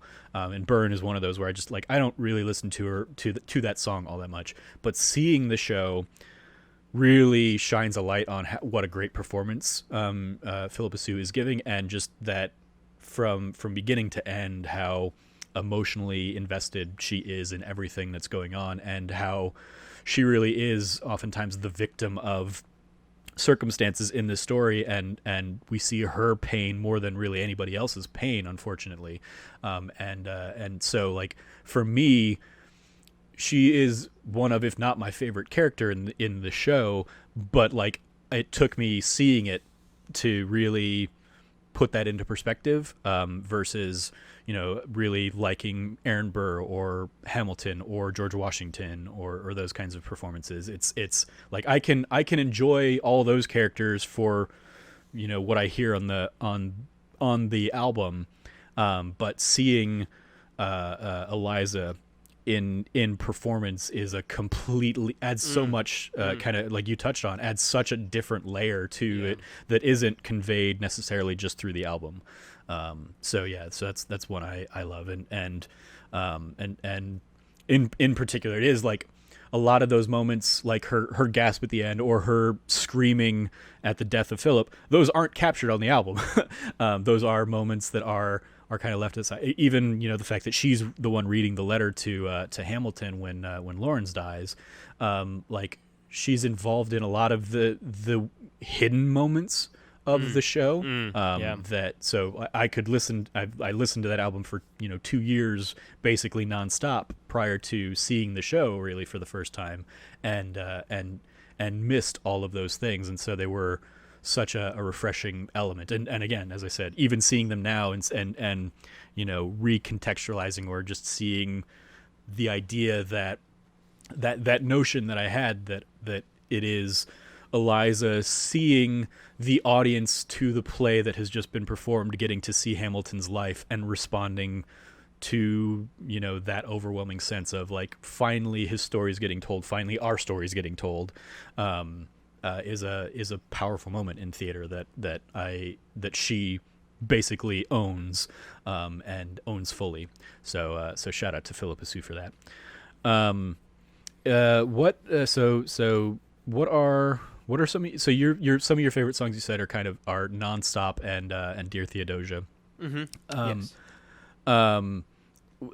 Like, is there anything in particular about those songs? Is it because certainly Nonstop is one that I always looked back to, especially when I was doing the much more grind heavy like Trevor Trove and stuff like that, or my daily vlogs, where it was like I would look at Nonstop and be like I was writing every day, or I was doing a vlog every day or something, and it was that like I was trying to do the like writing like you're running out of time kind of thing, and so I would very much have like moments of like, oh, this is me on stage, but then other times I would be like, oh, but like maybe I'm more of a Washington, and trying to, especially as like one of the quote unquote senior members of our kind of like weird little internet communities and stuff, like trying to bestow my knowledge and learn like, hey, yeah, I made a lot of these same mistakes that you guys are making when I was younger. Here's what I've learned. Here's how to not make them. Here, don't make the mistakes I made. So a lot of times I'll find myself identifying with the Washington character or something like that. But like, so what I love about so much of this is that so much of that changes. Like anytime I'm, any mood I'm in, I can like sit down, watch the show or listen to the show like think about another character. Like even Burr. I probably am much more of a wait for it kind of person than Hamilton, being the never nonstop go getter in reality. But I wish I were more like Hamilton at times. So yeah, I guess back to that was a weird little tangent kind of thing. But in terms of nonstop and Dear Theodosia, so the staging of them obviously helped elevate what you'd always heard. But what was it about even just what you'd heard from those songs that really kind of struck a nerve? Yeah, for me, Dear Theodosia, I think, is just the most beautiful piece of music in the entire play. Does it change when you realize he wrote that about his dog and not his son? It doesn't. Part of the thing for me about Dear Theodosia too is, again, it's one of those like historical spoiler tricks that I have, like just knowing what happens already, where it's like it's such a beautiful song about like their kids, and they're gonna blow them away, and they're gonna like surpass what they've did, and they're gonna take the new nation and make it their own kind of thing, and how filled with love it is, and kind of this hope for the next generation. And then in the back of my mind, at least, understanding that both Hamilton and Burr outlive the two kids we're talking about, right? Like Hamilton, obviously in the play, you see him outlive Philip, but Burr will also outlive Theodosia, right? And like understanding that adds like an extra level of like tragicness to everything as well, that just makes this really like beautifully kind of heartbreaking song about their children and just how much they love them. I think it is just one of the most beautiful like love songs, if you want to call it that. Even more so with the kind of that added weight to what is really saying, and it is such like an optimistic, heartbreaking piece of music. And then for nonstop gets like those cheat points because it's also the one where like it's the end of the first act. So the way that it like incorporates all of the characters' kind of themes and then like twists them around for the moment, right? Like, is so well done. I think what it does in terms of like getting us, I mean, because nonstop takes us like a decade forward basically in time. Like it like really just like we're going forward in like 6 minutes here, and I think it does that so effectively. I think it shows us who Hamilton is becoming, and like in a lot of ways, nonstop can be argued to be like the peak for Hamilton. Like the high point he's going to hit is right then, and then it's all just kind of slowly going to be going downhill from there. Yeah, it's you mentioned earlier that the first act is like the notion that it's a rise and fall kind of story. Mm-hmm. The first act is the rise of Hamilton, the second act is the fall. Mm-hmm. It's very much that line from Washington at the end of the first cabinet battle: "Winning is easy, young man. Governing is harder." Yeah. And so yeah, the first act is Hamilton winning, and the second act is him governing. Yeah, and I think it's one for me where nonstop is just it is such a like kinetic, frantic, like 5-6 minutes. How it incorporates all the things from the first act, because I ultimately think the first act is a little bit stronger than the second half, and so I think playing back all the best themes and ideas from that, tying into what made that so effective, and then also is like a final kind of like cap to the first act, which I mean I think the first act like almost quite literally has no like downbeat. Like it is just like almost like a flawless act of theater. Like it is so well done, and it's just like a breathless pace, which makes nonstop such a kind of a perfect end cap for it, whereas the second act is a bit slower paced, a bit kind of not even a bit, way more kind of melancholic and tragic tinged, which makes its final song a very perfect end to that. But like nonstop is just a blast, right? Like I can sit here, to be fair, and like name virtually every song from the play and be like, it's one of my favorites. But for me, like Dear Theodosia and Nonstop have always just been like slightly ahead of everything else. And it's also a thing of like, you could ask me any day and I could change a little bit, but those are the two that I've always kind of loved the most. Yeah, so I've got the American the Revolution or Hamilton the Revolution book here pulled up, and on the Dear Theodosia page, I want to share the footnote that I kind of alluded to.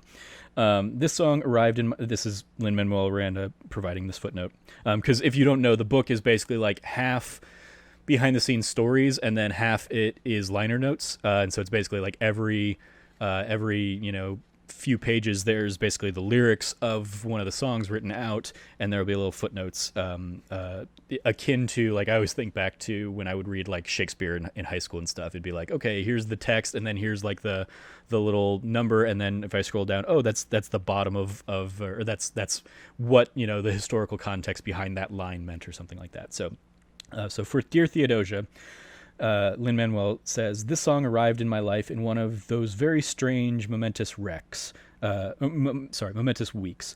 To set the scene, 2011, I was on Thanksgiving vacation with my wife's family in the Dominican Republic. My wife's aunt, Isolda, across the sea in Austria, was struggling in the final stages of ALS, so the air was heavy. We dreaded/anticipated the news of her passing, even as we attempted to make the best of this vacation. Amidst all this, one day a tiny stray puppy jumped up on my wife's beach chair and nipped at her ankle, with large brown eyes that pleaded, "Get me off this island." Vanessa, his wife, a lifelong cat person, switched teams in that moment, and Tabillo, Spanish for ankle, entered our lives for good. We said to ourselves, if she comes back tomorrow, she's ours. She came back the next morning with a little gray sister by her side. That evening, we got the news that Vanessa's aunt had passed away on Isolda's birthday. We cried, we held each other, we made travel plans, and we came home to New York with two small puppies. Tabio's sister, the gray dog, lives with a wonderful family in Virginia. It was against the backdrop of this week full of heartbreak and new discoveries and family life that I wrote Dear Theodosia. It's the calm and the storm of our show, and it was the calm and the storm of my life in that moment. So yeah, it's one of those that, like the general nature would seem to think it's something that Lin-Manuel wrote for his newborn son that was born during the kind of development of Hamilton, but no, alas, it was amidst of a whole bunch of other stuff, with a key element being their new puppy. And then I have one pulled up from one footnote from Nonstop, specifically talking to the notion of Hamilton and Burr, Hamilton trying to bring Burr into writing the Federalist Papers, that you kind of mentioned earlier in the episode. Another great what if. Historically, we know that Hamilton asked other people to contribute to the Federalist Papers. Madison and John Jay agreed, but Gouverneur Morris declined.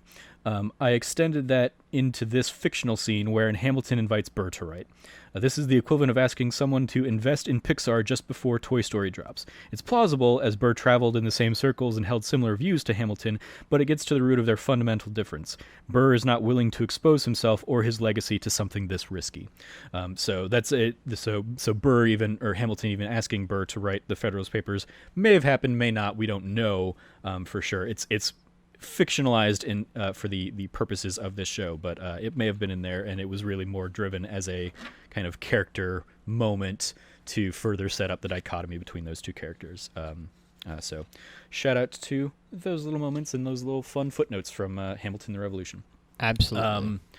Yeah, one of my favorite numbers that I like that tends to be my go-to is Wait For It, kind of speaking of Burr there. And I like, because it probably does speak more to my own,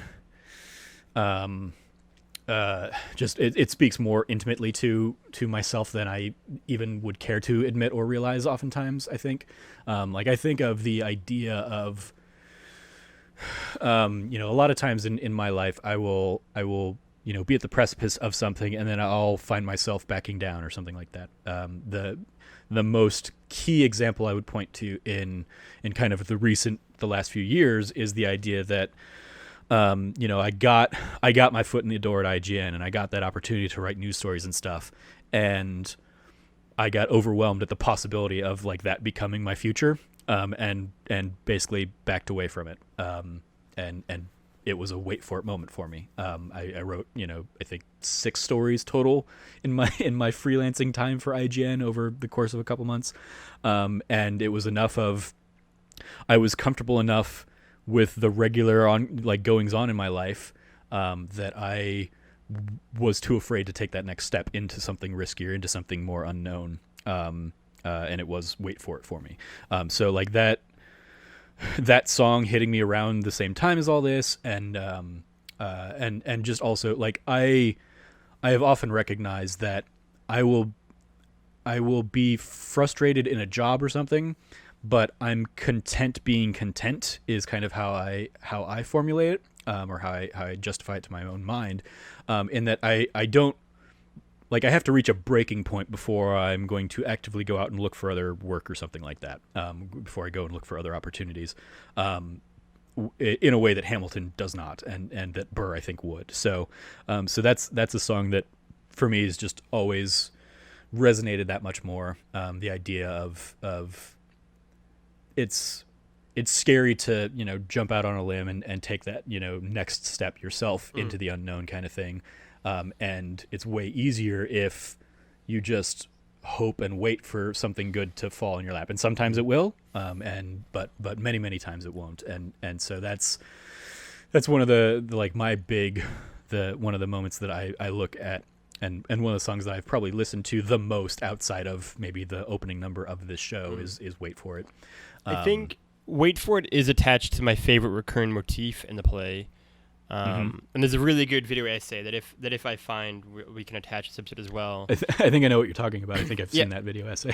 That deals I think it's just a video essay on like the recurring motifs in Hamilton. Yeah, and deals like in particular about Wait For It, and like how, like, again, Hamilton is someone who just like acts, and who's not going to throw away his shot, just kind of acts impulsively, and then at the end of the play does throw away his shot, right, and does kind of wait.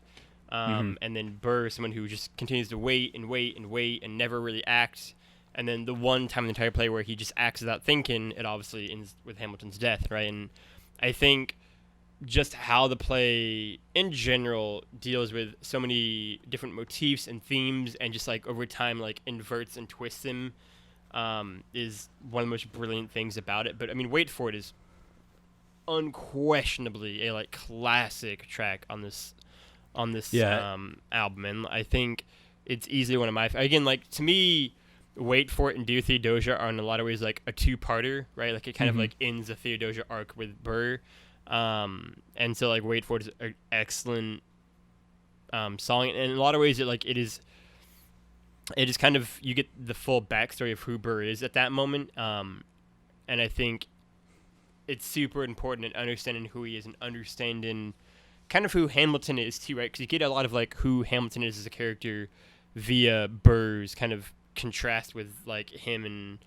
I think is just a again, like I can have an entire thing about like any song to play basically, but like it's so good, and I think for me, I think everyone is. It's weird. Like I feel like everyone's a little afraid of being Aaron Burr, right? Like you don't want to be Aaron Burr. But he's also someone who I think is in some ways like the most understandable, right? Like he is the one who you can see and be like, man, like I can see myself becoming Aaron Burr easier than any other characters, because Aaron Burr is someone who has like greatness within him, right? Like he's got it roiling within inside of himself, but he's just so, I think, afraid to make a mistake that in doing so he kind of paralyzes himself to where he can't act at all. He can't kind of tap into the greatness at all, and then he chooses ultimately like the wrong moment to act when he feels like he begins to understand that he's like fallen further and further behind, and I think we're all kind of terrified of that possibility, of that reality for ourselves. Like I think he's a deeply sympathetic and understandable character in that, right? Like I really had this conversation yesterday with Shravia after we got done watching it, where we went for like a walk immediately afterwards, and I was just like, it's easy to be, in some ways, like it's easy to be Hamilton, right? Like Burr kind of says, where it's like he's got nothing to lose. Like if he fucks up, if he screws up, if he makes a mistake, whatever. He's got nothing he has to kind of protect. He doesn't have like a legacy he's inherited. He doesn't have like a family kind of lineage that goes back generations of like great people. He's just an immigrant from whatever, and like it is what it is, right? Whereas Burr, I think, is in some ways similar to Washington, where like he feels this pressure of like expectations and weight, but whereas I think Washington kind of flourishes under that and kind of learns how to carry that burden, Burr just can't. Like he's paralyzed by it instead. And I think we can all kind of understand the idea of whether it's your parents' expectations or your grandparents or your friends or just family at large or just society or your own expectations for yourself kind of being weighed down by that and kind of being burdened by that and kind of slowly over time just having more and more of like the drive and sense of action and urgency kind of sucked out of you because you don't want to screw up all of the eyes and history that kind of is watching you.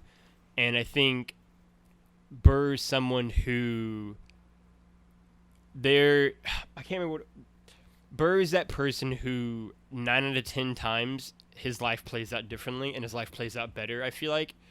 And this is the life where he just chose all of the wrong things. He just got too burned down, right? Like there's very clearly like an alternate reality where Aaron Burr is like a super accomplished and really talented president, who like did really great things, right? And who was like really successful. And instead his life just goes a very different turn, right? And like this plays interesting too because like it ends at such a fascinating moment of Aaron Burr's life. And Lin-Manuel has like joked about like possibly making like a sequel play just about Burr's life, but like Burr's life after this is wild. Like he like fucking will later on get charged for like treason because he wants to like have like part of like the Western states like succeed and like go join like England, and it's like this wild plan, and he gets literally brought in front of like the like Supreme. While he's vice president, mind you, too. Like he does all this while he's still VP, and it's just a crazy story. And his life just gets super weird and increasingly like tragic, and eventually like he'll outlive Theodosia, like I already referenced. And it's just, I feel like this is the point kind of like Burr's character references where like he becomes the villain of someone else's story, right? Like his story, I feel like from this point onwards is no longer his story. Like he's always forever going to be tied as the villain in Hamilton's story, and he's kind of lost his chance to be a hero. And in like a weird way, he like really leans into the villain aspect after this. But it's just, if we ourselves haven't had moments of being Burr, then we've at the very least, I feel like, have had friends who have kind of become Burr, where like they just can't, like they have so much potential in them, but just can't quite tap into it. And I think that makes Burr such a tragic, but also such a deeply, deeply, deeply understandable character. And it all kind of stems back to wait for it and the pain almost in that, because that entire song is about him, right? Like being in love with a British officer's wife, right? And the inherent kind of tragedy of that situation. And I just think from start to finish, from Wait For It all the way through the Who Lives Who Dies to Tell You the Story, Aaron Burr is someone who is clearly the tragic character of the play. I think pretty unmistakably and deliberately so by Lin-Manuel Miranda. And he's also one who, again, going back to Who Lives Who Dies to Tell Your Story, and like that actual line, like Burr lives, like he's still alive, like he can still tell his story in some capacity, but he's so, I think, broken in a lot of ways by what happens. And like the way that Leslie Odom Jr. hits the line of like, I can hear wailing in the streets, is just like, it's just like he immediately just seems haunted by everything. And it is that thing, like I kind of referenced the video essay, like it is like the one moment where he acts and look at the consequences, and like I don't know what that does to someone, but I imagine it's pretty near impossible to kind of recover from it. I mean, yeah, there are so many like motifs that like circle that. One that I love, and one of my favorite returns of the wait for it motif is in Hurricane, when Hamilton Yes. basically says, "I can't seem to die," and the first words we hear after that are Burr coming back in with "wait for it," because foreshadowing obviously that he's going to be the one that kills Hamilton. And it's a beautiful like subtle moment that just kind of like comes in and brings that number back to the forefront to the conversation. But you know, even in that moment where you know Burr screams wait and shoots and whatnot, it is that it even harkens back to Hamilton telling Phillips, you know, taking a man's life is not something that like Yeah. it isn't something that somebody can live with, and can sit with, and that's basically what Burr ends up immediately falling into. Yeah, like I hear wheeling in the streets. You know, people tell me I better hide and all that stuff. Like he turns on a dime, and he's like from in a perfect world or whatever where I had the talent, B had the vocal chops, and C you know could play that character. He is easily the most interesting and compelling character that I would want to play in this show, because he has I think the most different layers to play with as he grapples with all these different facets of who he is throughout, and his you know how he changes through his interactions with Hamilton and some of the other characters and stuff. Burr is you know the he that like there's a reason that character is the one that wins the awards, because he's the most dynamic one to play as a performer. But yeah, it's fascinating stuff, and I the one of the things that is like was weird but also like even it humanized him even more is as somebody who's listened to that album so much. I didn't know until watching this that Leslie Odom had a lisp, and so hearing him perform it with the lisp, that either he like that it wasn't conveyed in the album or it hadn't been conveyed elsewhere or something like that. Hearing that lisp shine through through a lot of this like makes him even more of a human character for me, because it like it quote unquote it's another flaw in his character. Yeah. In that like, and I don't think it is really, but it's something that people often have to struggle to fight and overcome, and you know speak without a speech impediment kind of thing. And so hearing that like it was a new thing, and that was probably for me personally like the most jarring thing coming out of watching the Disney Plus version for the first time. But it all like it was jarring hearing it for the first time, being like, oh, like that's a new flavor to this song that I've heard time and time and time and time again.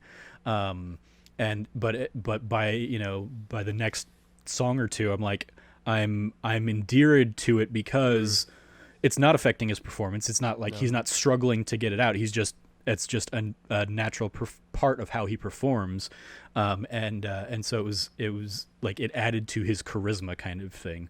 There's in a similar vein. There's a professional wrestler, Cody Rhodes, who also has a very pronounced lisp, and he you know runs AEW now, his kind of company, and it's something he's you know hypersensitive and hyper aware of, but it's something he you know owns and just kind of like pushes through and performs through. And so just a fascinating thing that like you normal like especially for a show like this with kind of all the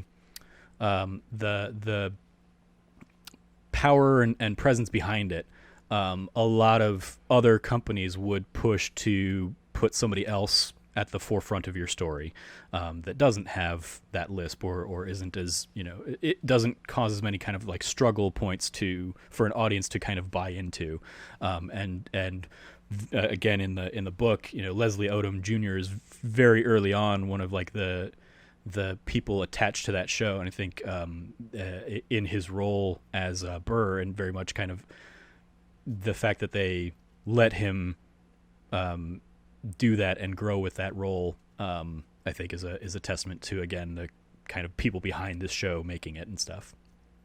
I don't know if you had any kind of like reaction to that, but it was definitely something that for me was something that stood out, and I had a newfound appreciation to in the Disney Plus version of the show.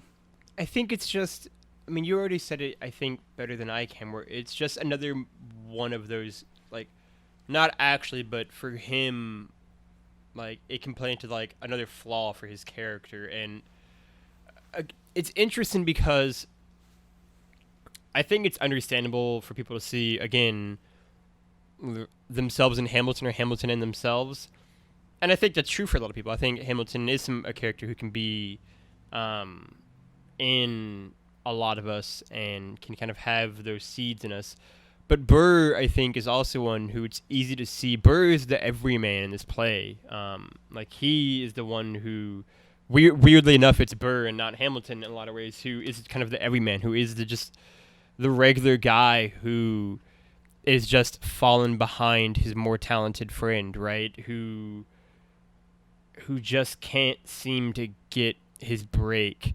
And even when he does finally get his break and he's elected to the Senate, it's at the expense of his friend's father-in-law, right? Like nothing goes quite like how it should, right? Like he almost is president, and then again, it's like that friend is the one who kind of like keeps him from doing so, and it's very easy to understand Burr's frustrations and Burr's angers and why Burr kind of goes down the path of like leading to the duel that it does, and he felt like he was finally being like Hamilton. He has the whole moment of like I'm doing what I learned from you. I'm going after what I want because I learned that from you. And Hamilton takes that as an offense and affront and whatnot, and uses that against Burr. Like he definitely saw their relationship differently until that moment, I think. And it's even like when he goes for Skylar's seat, he's like, I don't see why we can't be friends. Yeah. It was an opportunity. I took that opportunity. I don't think that should affect our friendship, and Hamilton took it much more personally than Burr intended. Right, like part of what I think why I like A Room for It Happens so much and why it's one of my favorite tracks in the play, aside from it's perfect and fantastic, is the fact that you get a lot of like kind of the motivation of the second act of the play in there, right? Where it is you kind of learn what each man wants, right? Like Hamilton wants to build something that's going to outlive him, right? He wants to build something that's going to be like a legacy that will outlast him. And Burr, you kind of figure out like, what does Burr want? It's like Burr wants power. He wants to be in the room where it happens. And in Burr's eyes, both those are legitimate and valid answers, and he just does what Hamilton does. He goes about pursuing that by any means necessary, just like Hamilton does with his system, right? And like Hamilton would argue, well, he's trying to actually do something, actually try to build something, and not just have power for power's sake, which is legitimate and valid.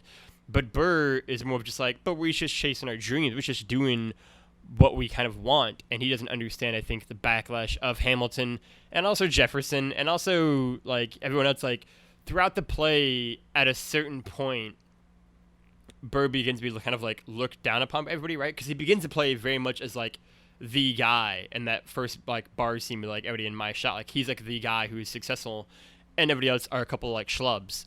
And then over time, again, everyone in the play passes him. Every single character passes him, and he's just kind of the guy in the back who continuously kind of can't get to the front of the room anymore. And that has an effect on people. Like that will make people act in a different way. And I think the final slight of like it being Hamilton who kind of like sticks the dagger in his back is just too much, right? Like I also think that like it's brilliant. They're like petty bickering back and forth via letters, and again, something that like listening to it can't convey is like all of the letters that get sent back to Burr, like just in like stacking a giant pile on top of it is like an amazing thing. And like here are 30 years of disagreements to prove the point that it's not just like right now. And yeah, I don't have the footnote pulled up, but the footnote on that moment in the book is basically Hamilton saying this is Miranda saying this is Hamilton's Leslie Knope moment, where she basically sends him a book in the way that Leslie Knope from Parks and Rec would have a book of all of these disagreements over 30 years. And so yeah, the all of the different ensemble members like carrying over page after page after page to Burr is just a wonderful little like tongue-in-cheek moment about that. Because part of me thinks that, like, genuinely, like, for Burr, like, that was the first time I ever realized, like, the full extent of, like, how much beef Hamilton had with him, right? Like, I think for him it was that an incident of, like, it all just kind of happened at once, and he was just like, what do you mean, like, you've had issues with me for, like, 30 years to this extent? Like, I didn't, he, like, I think he does kind of feel partially like blindsided by it, which is like he's so taken aback by it, which makes him even more angry of just like, well, you haven't been my friend for a long time then kind of thing. And I think it kind of propels them both towards the duel even more. And it's interesting because the duel itself is, I think, brilliantly shown. And it's kind of preceded by like one of my favorite lines in the entire play, which is the best of wives and best of women, which is actually how Hamilton kind of ended that letter to Eliza. But Yeah, and I believe that's also the dedication in Ron Chernow's book. I believe, you know what? I think it is as well. I believe that's his dedication to his wife, best of wives, best of women. I think you're right as well. And like it's just it's insane to say because they have a reference obviously when John Lawrence gets in a duel in the play of like they each think duels are stupid and pointless and don't do anything. But it's also a thing of like it's understandable how each man gets to that point, right? Certainly it's understandable how Burr gets there. Burr is just a man full of rage at that point, anger and being blindsided by his kind of his friend betraying him. And for Hamilton, he has so little, I think, left. And it's this weird thing of Burr, you almost get to that point of like, this makes sense why Burr would want a duel. I get this. And it suddenly becomes Hamilton, who's like the tragic one, where it's like, you finally found peace with Eliza. You finally found solace in just living, being enough. Like, and Eliza says that one last time before he goes off. And it's even more of a tragedy that these two men are just so swept up in these passions against one another, right? Like their oldest friends. That final moment, like that's who it is. And what I love in particular, it's one of my favorite aspects of the duel itself, is the fact that up until the trigger is pulled, it's all narrated from Burr's point of view, and it's him rationalizing why Hamilton's about to actually like aim and shoot at him, right? Like Burr being like, "I'm a terrible shot. He picked this spot. Like, why is he wearing glasses? Only to take deadly aim." Like all these things in his head of being like him getting more and more and more worked up to be like, Hamilton's gonna try to kill me. Like I will not let my daughter be an orphan, and meanwhile, like from Hamilton's point of view, it's just like I'm just gonna aim in the sky, pull the trigger, we're gonna shake hands and be done with this. And Burr is just increasingly kind of like almost like unhinged and like getting more and more ratcheted up by like every single number as it goes closer from like 1 to 10, to where like when he pulls that trigger, like you understand why he did it because you get to see the reasonings that he was kind of going through in his own mind. And I think it's a really brilliant touch that they chose to kind of have everything done through his point of view right up until the shot is pulled. Yeah, there's actually a I've seen. I don't know if I've seen. I think I've seen footage of it. But there's an earlier version of "The World Was Wide Enough" that rewinds there, like when it hands over to Hamilton, instead of going immediately into his soliloquy, he does the 10 dual commandments from his perspective there. And so you do get like his side of that conversation that kind of like justifies theoretically why Hamilton was doing those things. And the common point there is that they both realize they're near the same spot where his son died. So that's why when you see it from Burr's perspective, that's where Hamilton chimes in. And I think they ultimately like pulled that for pacing, but also because we like, and it's something that Cam and I, when we were talking about, and I mentioned this to him, he brought up, it's like, and also like we know Burr's justification because Burr lived on to be able to tell his justification side of things. Hamilton does not. So anything that like we would be putting in Hamilton's mouth right there is just kind of hypothesis anyway.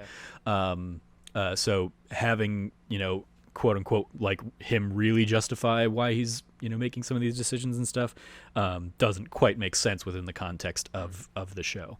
But it is like, it's something that, like seek out if you can. Either it was in a workshop version of it or something, but I think I at least remember seeing on YouTube at some point like an earlier version of that song that goes from Burr's 10 steps to Hamilton's 10 steps and then into the soliloquy. Just as a fascinating little tidbit of information there. But that whole sequence is just kind of beautifully shown and told. And I love the there's one little thing in there that I want to mention and highlight here, because while I have loved the staging of the bullet moment, or two little things actually I want to touch on. One is another thing I didn't realize until watching it this time is that the second that Burr brings along is the same actor who played Charles Lee earlier, where Burr was the second. And I think that's a very deliberate casting decision there to call back to that one. But then also something I saw going around on Facebook yesterday that I want to highlight here. I saw this was shared, like one of my friends shared it, and it was shared by somebody on Facebook called JC Payne. I don't know if he or she originated this, but here are some fun facts about one of my favorite stories being told in Hamilton. This is Ariana DeBose, and it was a picture of the woman who carries the bullet. She plays a special role within the ensemble known as the Bullet. She's killed for suspected espionage right after You'll Be Back, and she's the first one to die, not counting Hamilton's mother or the cousin who hangs himself in Alexander Hamilton. So at the end of You'll Be Back, Jonathan Groff finishes the song, and then there's an abrupt somebody dies, and it's that actress. After this moment, she becomes an omen of death. At the beginning of Stay Alive, she carries a shot that narrowly avoids hitting Hamilton. Yep, I saw that as well, which is brilliant. Yeah. In Yorktown, she helps Lawrence kill a redcoat, shakes his hand, then Lawrence is the next to die. During Blow Us All Away, she's the one who tells Philip where to find George Eaker and flirts with him. Philip is literally flirting with death. Then Philip is the next to die. And then during the final duel, she again catches the bullet fired by Burr, and if you watch her, she gets closer and closer to hitting Hamilton while he's doing his whole soliloquy until Eliza pops onto stage. At this point, the bullet is stopped by other members of the ensemble, the time freeze is abandoned, and we all know what happens next. And then they say, and if you like her work here, shout out, because she will be playing Anita in the movie adaptation of West Side Story. But yeah, that's just a subtle thing that I love the bullet moment in general, but knowing that it was a deliberate choice for that same actress to be playing all those other moments in the show is just there are so many layers to this show that I can continue to watch and see certain moments like that kind of play out. And again, another one that I noticed for my own first time here was that Charles Lee, basically that performer comes back and plays Nathaniel Pendleton, Nathaniel Pendleton was Hamilton's second. I don't remember who Burr's was, but just the fact that it's the switching of those roles since the first duel that had happened in the show. I just love. There's so many of those dual casting moments, and there's another thing I talked with Cameron about, but the dual casting in this show.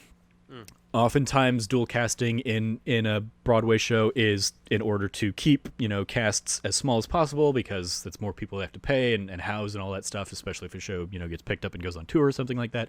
So the modern era of theater has very much become let's minimize the cast as much as we can, and let's double cast any kind of major roles as best we can. And I love the thought that they put into dual casting in this show. I always thought of it more in terms of if you listen through the opening of Alexander Hamilton, you have the actor who plays Lawrence and Philip saying the phrase "me, I died for him," referencing both of his characters. He is being both those characters in that moment. You have all three of the Schuyler sisters saying "me, I loved him," because Peggy is also dueled up as Mariah Reynolds, who loved Hamilton in Act 2, and then you have Lafayette and Hercules Mulligan saying, we fought with him, and it's fighting with him side by side in the first act, and fighting with him as opposition in the second act as Jefferson and Madison. You just blew my mind with that one. And it's profound, just kind of play on words in that there's another thing I talked with Cameron about, and will probably come up in many of these episodes, but one of the best things about the opening number of Alexander Hamilton is just how much it's setting the stage for everything to come. And it's introducing all those characters. And one of the best things about it, seeing it live, is it introduces you to all the characters so that if you're seeing a live production that is not this original cast that you've maybe had burned into your brains from listening to the album, it's setting you up for what to expect for the next 3-hour journey that you're going to be on in the theater that night. It's hey, yeah, you probably know this show, but here's what our take is going to be like. And it introduces you to, the person playing Lafayette, the person playing Lawrence, the person playing Hercules Mulligan, and it's giving you a sense of, and all the sisters and George Washington, and it's giving you a sense of, this is an introduction. It's an icebreaker into the show, into what you're going to be getting tonight. So hopefully you can leave your preconceived notions at the door and go on this ride with us. And it gives you basically a sampler palette of what everybody. What you're in for that evening, and it's just such a profound little, like, self-contained story in that single number to open the show. That like, having seen it live now and then coming back to the original cast here with this version, it's still like I have to even there like reassess what I'm getting into with that number. But yeah, the double casting of those characters and how they're used and how those lines are used to share the double meanings or the double roles of a lot of those performers is just something that is profound, especially when I think of the fact that, yeah, when a community theater eventually does this and wants to bring in as many performers as they can, so that those performers can bring in as many family members and friends as they can to the shows. Like I think of a local theater in town that I've done some stuff with called Desert Stages. Every children's show they will cast 2 or 3 different like versions of the cast, and they'll do multiple iterations of a show because casting a 10-year-old Johnny in a bit role means that Johnny's going to bring all his family to come see him on stage and stuff. So I can fully expect that eventually when community theaters and schools are doing these shows, Hercules Mulligan and James Madison will be played by 2 different people. But I think it is a testament to the writing and the structure of the show that they're designed to be played by one of the same. Even the numerous references that Jefferson makes to Lafayette adds another, like him saying like, have you forgot Lafayette is a meta reference to the fact that an hour ago David Diggs was Lafayette, and the juxtaposition of those characters and all that stuff. It's just fascinating stuff. So yeah, lots of real good stuff in here. Any final moments or characters or songs you want to give a little love to and give a little shout out to before we dive into the end of the show? I think I'll save that for the end of the show. I would just say that it is an incredible thing to watch it live for the first time, and like we'll definitely touch on it more because it'll be in my final thought as well. But I think there's so many songs I could give a shout out to, but like the one that I will give a shout out to now instead of at like the final end is just Jonathan Groff as King George. Who I mean, like it's that thing of like I obviously knew everything that was gonna happen because I'd obviously listened to play so many times, but like Shrav didn't, right? And like he was such a delight for her, and I loved it. And he's also got one of my favorite lines in the entire play, which is like his recurring thing of like oceans rise, empires fall, and like the final time he uses it, but next to Washington they all look small. I just love it's like such a great line, and there's a great like interview of Christopher Jackson like being like asked like remember Washington lyrics, and he says that one and remembers it with such glee that I'm like, that was probably his favorite line to say favorite thing to remember from every play was just like King George saying oceans rise, empires fall, but next to Washington they all look small. King George is great, Jonathan Graff is great. Just give me a play just around him and I'm happy. Yeah, and there's another little bit of trivia that I'll probably use in one of the other episodes or something, but it's Jonathan Groff had already left the show when they came to film this, and Rory O'Malley, who was playing King George, I think King George the Third is basically how they King George the Third, because who's it? Brian Darby? No, so somebody played O'Brien James something. Played King George in the off-Broadway run, and he just didn't carry on the show until Broadway, and so so Jonathan Groff came on as King George the Second, and every time Hamilton brings in a new King George, they have a little like, passing of the guard ceremony that you can see, you can find videos of and stuff. And so Jonathan Groff had moved on. And one of the things about that role is, it is a role that only like is completely disassociated from the whole rest of the show. They only come on for their 3 numbers, and that's pretty much it. You can see Jonathan Groff comes back out as like an ensemble member, basically for the closing credits and stuff. But yeah, it's very much like it is almost designed as a role that like they can stunt cast, they can bring in big names or something like that if they wanted to.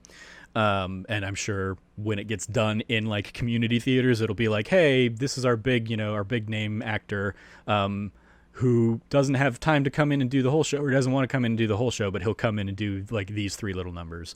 Brian Darcy James is the name I was looking for. He originated the role of King George. But Jonathan Groff had already left, and Rory O'Malley had taken over the role and graciously basically like took the few days off so that Jonathan Groff could come back in and film this with the rest of the original cast who had not, or who was about to leave the show. So yeah, just another little tidbit. But yes, shout out to Jonathan Groff, and shout out to the fact that they did not, like, a lot of times, especially in a version like this where they're shooting close-ups and stuff and can do reshoots and stuff where it's not him spitting out stuff, and you're not seeing like the drool dribble on his face kind of thing. I love that they left those little details in, to give a sense that if you were in the front row of that show, you might have gotten some Jonathan Groff spit on you. I saw Alex Lacamoire tweet out that like he got covered in his spit a lot and he loved it. Yeah. So yeah, shout out to Jonathan Groff coming back in and doing King George there. Just I very much loved this conversation. I very much look forward to all the other Hamilton conversations I will be having with friends in the coming days and weeks. So let's dive in then to our report card for the show. Where on a scale of A+ to F, what do you want to give Hamilton here? I give Hamilton, an American musical Disney Plus version, a solid A+. I think it is a masterpiece. Sorry, so you cut out there. Oh, I said I give Hamilton an A+. I think it is a masterpiece. I think. Okay, I heard. I think it is a, and then silence. Oh, so I figured when it was an extended silence that it was just a masterpiece, and then nothing. But I also give it an A+. As somebody who has had an affinity for this show for many, many years, it was going to be hard to disappoint me. And as I said, the fact that even now I'm still seeing new things and appreciating new things of this show, and will continue to appreciate new things of this show. Like, people always ask me if they should listen to the music first, or somebody asked me on Twitter if they should watch the Disney Plus version first if they ever intend to actually see it live. And I said, I basically say, in the same way that I tell people to listen to the show before they go see it, there is just so much packed in there that you're never going to catch everything on a first pass. It's such a layered, it's so layered and structured by design that you can continually glean new things from it, and discussions can kind of lead you down rabbit holes and to analyze certain things here and there. That it's like I can probably watch this another 10 times and see 10 new things each time or something like that. If I focus on the background, or what ensemble characters are doing what moments and stuff like that. I love all of that, and it's all so meticulously and carefully crafted for that kind of those layers and stuff. So yeah, absolutely A+ from me as well. A little bit of extra credit, other suggestions if you like this. A lot of people, myself included, kind of were like, when the show ends and the Disney Plus next suggestion pops up and it's The Sound of Music, I'm like, well, that's a completely different show. So shout out to Sound of Music, though. You also have Annie, and it's one of the Disney versions of Annie. So it wasn't the like Shirley Temple one I was expecting. I think it was Shirley Temple that originally did Annie, and it wasn't the new one a couple years back. So I don't know too much about this Disney version of Annie, but you also have Newsies, the Broadway musical, which is who was the main guy who was in that? He did Last 5 Years, the movie. The guy's name escapes me. Anyway, I highly recommend checking out the Newsies stage version because it's real good. You have a celebration of the music from Coco. You have Encore, which is the like Disney Plus reality series hosted by Kristen Bell about like I believe it's like high school theater people coming back together and doing like a reunion performance, quote unquote, of the shows they did in high school. I've not actually watched it myself, but it's something that I'm certainly intrigued by. The original Mary Poppins is here in the suggestions.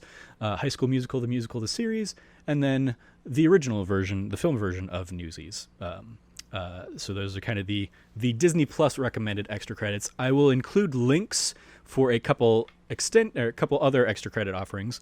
One is Lin-Manuel Miranda performing at the White House Poetry Jam in May of 2009, where he performs an almost identical to the final version of the opening number, Alexander Hamilton. He was invited back then on the success of In the Heights, really, to perform some poetry, and he had this was the thing he was working on. He talks even in that video about it being a concept album he's working on of somebody who he thinks personifies hip hop, and that is Treasury Secretary Alexander Hamilton. And you see, cutaways to Barack Obama and Michelle Obama having like a good chuckle at that kind of moment. So definitely check that out. Link to the YouTube video. This is a fun fact I forgot to mention earlier. I guess I should have said it then. I actually saw this clip way before I ever heard of Hamilton. Mm-hmm. Yeah, I had seen this online, so like I was aware of this song. Yeah, because the musical didn't take its kind of final form until 2015, I think. Right? Yeah. So like this is something that he had like 6 years before, and then again, Hamilton the Revolution kind of dives into the 6-year journey that it took to get from that first number that he'd put together to the end product. And a lot of it was like he just took months off where he just wasn't thinking about the thing at all, and then he would come back to it and write some songs and stuff. But yeah, it's like I remember it making the rounds, and one of the articles I was reading that was kind of like one of those think pieces is I had probably also seen the Daily Show response to it, where Jon Stewart kind of lambasts the idea of that, and it's very much a video that doesn't hold up in the context of a post-Hamilton world, but it was basically Jon Stewart poking fun at this idea of celebrating the founding fathers through hip hop or something like that. So yeah, definitely check that out. And then also I'm including a social media post that I was included in back in July of 2017. Hamilton was doing a Prizo thing, I believe, a Prizio like giveaway where people were donating, and there was basically a viral video challenge of like singing a song from Hamilton or something like that. And I rapped through basically up through the Alexander Hamilton part of Hamilton. I did it at like 2 to 3 times speed, so I'm just like really racing through it. And I shared that, and then Hamilton social channels like included it in kind of a video of that also included people like J.J. Abrams. I'm in this like YouTube video with, or it's not even a YouTube video. And I tried finding it on Twitter. The only version I could find of it was on Facebook, which was fun for me because I first found out about it when somebody was like, "Oh my God, Trevor, is this you?" And they had basically like shared the stories. One of my theater friends in Phoenix shared the video, and yeah, sure enough, like 40 or 50 seconds in there's just a quick little snippet of me just quickly rapping through this. So I went and found that Facebook post, and I'm sharing that in the comments or in the description as well. So check that out, and you can see me rapping some Hamilton real quick. Any other extracurriculars? You watching anything else on Disney Plus these days, Logan? I'm watching nothing else on Disney Plus. I'm watching a lot of Cougar Town though, like I mentioned to Trevor off air, and it's real good, guys. You should check it out. I've been invited to a MCU trivia, like Zoom trivia night thing here in a couple weeks. So I've been rewatching a lot of MCU movies. No particular order, but like I rewatched like all the. I have not rewatched Civil War yet, but I rewatched Captain America, Winter Soldier, all the Iron Mans, many of the Avengers. So I'm just kind of like boning up on my MCU knowledge with all that. So wait, yeah. I lied. We haven't finished it yet, but me and Schraub actually just started watching The Princess and the Frog last night. We got about 40 minutes into it. It's pretty good. Cool. Yeah, it's pretty good. I think it's the last hand-drawn one Disney did. Yeah. And yeah, I don't know. Again, I don't know. This would be a fun fact to like Google once I finish a movie. I don't know if I'm a crazy person, but I feel like I keep seeing homages to like all of the past hand-drawn, like big hand-drawn Disney movies in it, and I can't tell if like they're actually put like homages to all of them in it because it's the last one they were gonna do, or if I'm just like a nut job. But like I saw like a Cinderella castle thing in like a carriage. I saw something for like Little Mermaid, and I'm like, I can't tell if these are real things or if I'm just like imagining them because I think they would do it because it's the last one. Well, I don't think they well. I mean, I will say that I don't think they intended it to be the last one. I think they were trying to do it as part of like a new renaissance of like 2D hand-drawn animation kind of thing. But it didn't perform well enough, so that's where they made the decision to switch to the 3D animated stuff like Frozen and Tangled and all that stuff.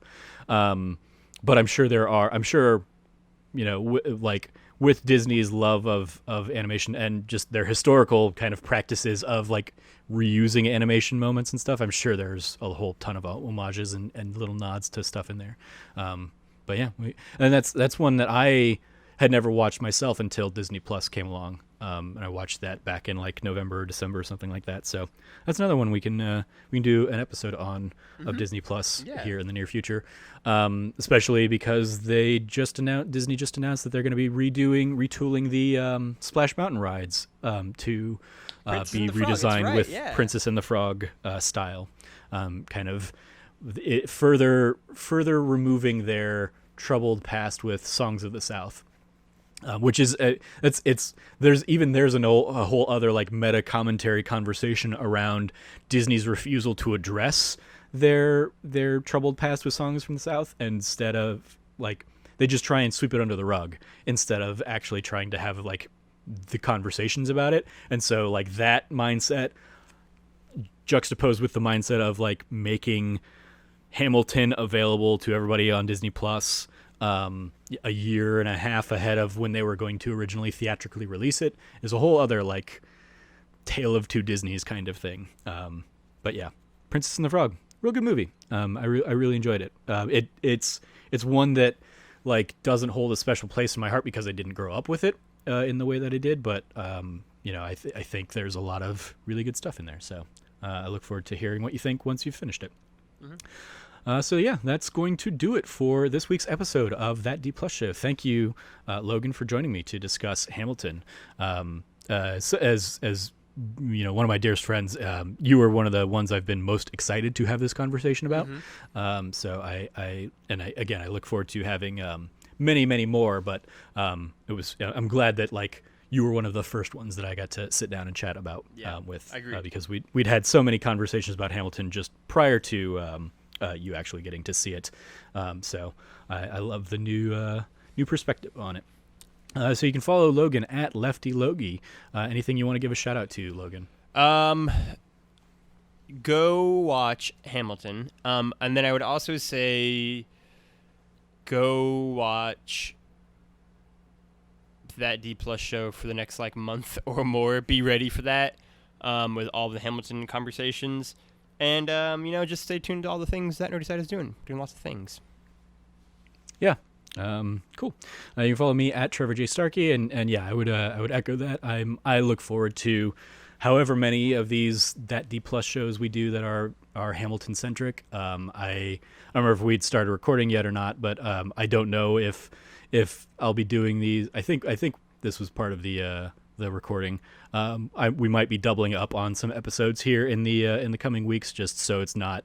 So we don't spend like the whole next 3 months talking about Hamilton. But if we do, there are worse ways to spend my Tuesday mornings whenever. Yeah, because that's when the show goes live, right? Yeah. Because I'll be recording these at any time and day, kind of over the next coming weeks. But so yeah, keep an eye out if you like Hamilton for the many more conversations we'll be having around Hamilton. But if you don't, go check out any of our other stuff. We've got that Nerdy Site show. We've got that News You Care About. For the month of July, we have kind of our final month of That Wannabe Film Class that'll be doing stories focused on Black Lives Matter kind of films. So you can check out all of that as well. And yeah. You can follow all of the latest from That Nerdy Site at That Nerdy Site on Twitter. If you liked what you heard, please like, rate, review, subscribe, share the podcast with your friends, and if you do feel so inclined, you can always help support us on Patreon at patreon.com/thatnerdysite. Thank you again, Logan, for joining me. Mm-hmm. Thank you, audience, for joining us. As always, stay nerdy, be good to each other, and class dismissed.